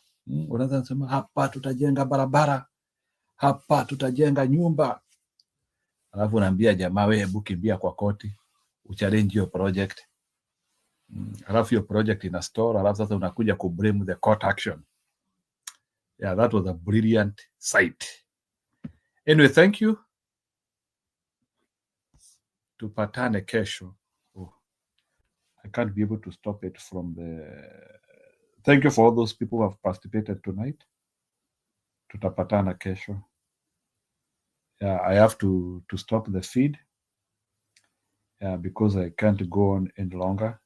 I feel some headache. Yeah, so let me check.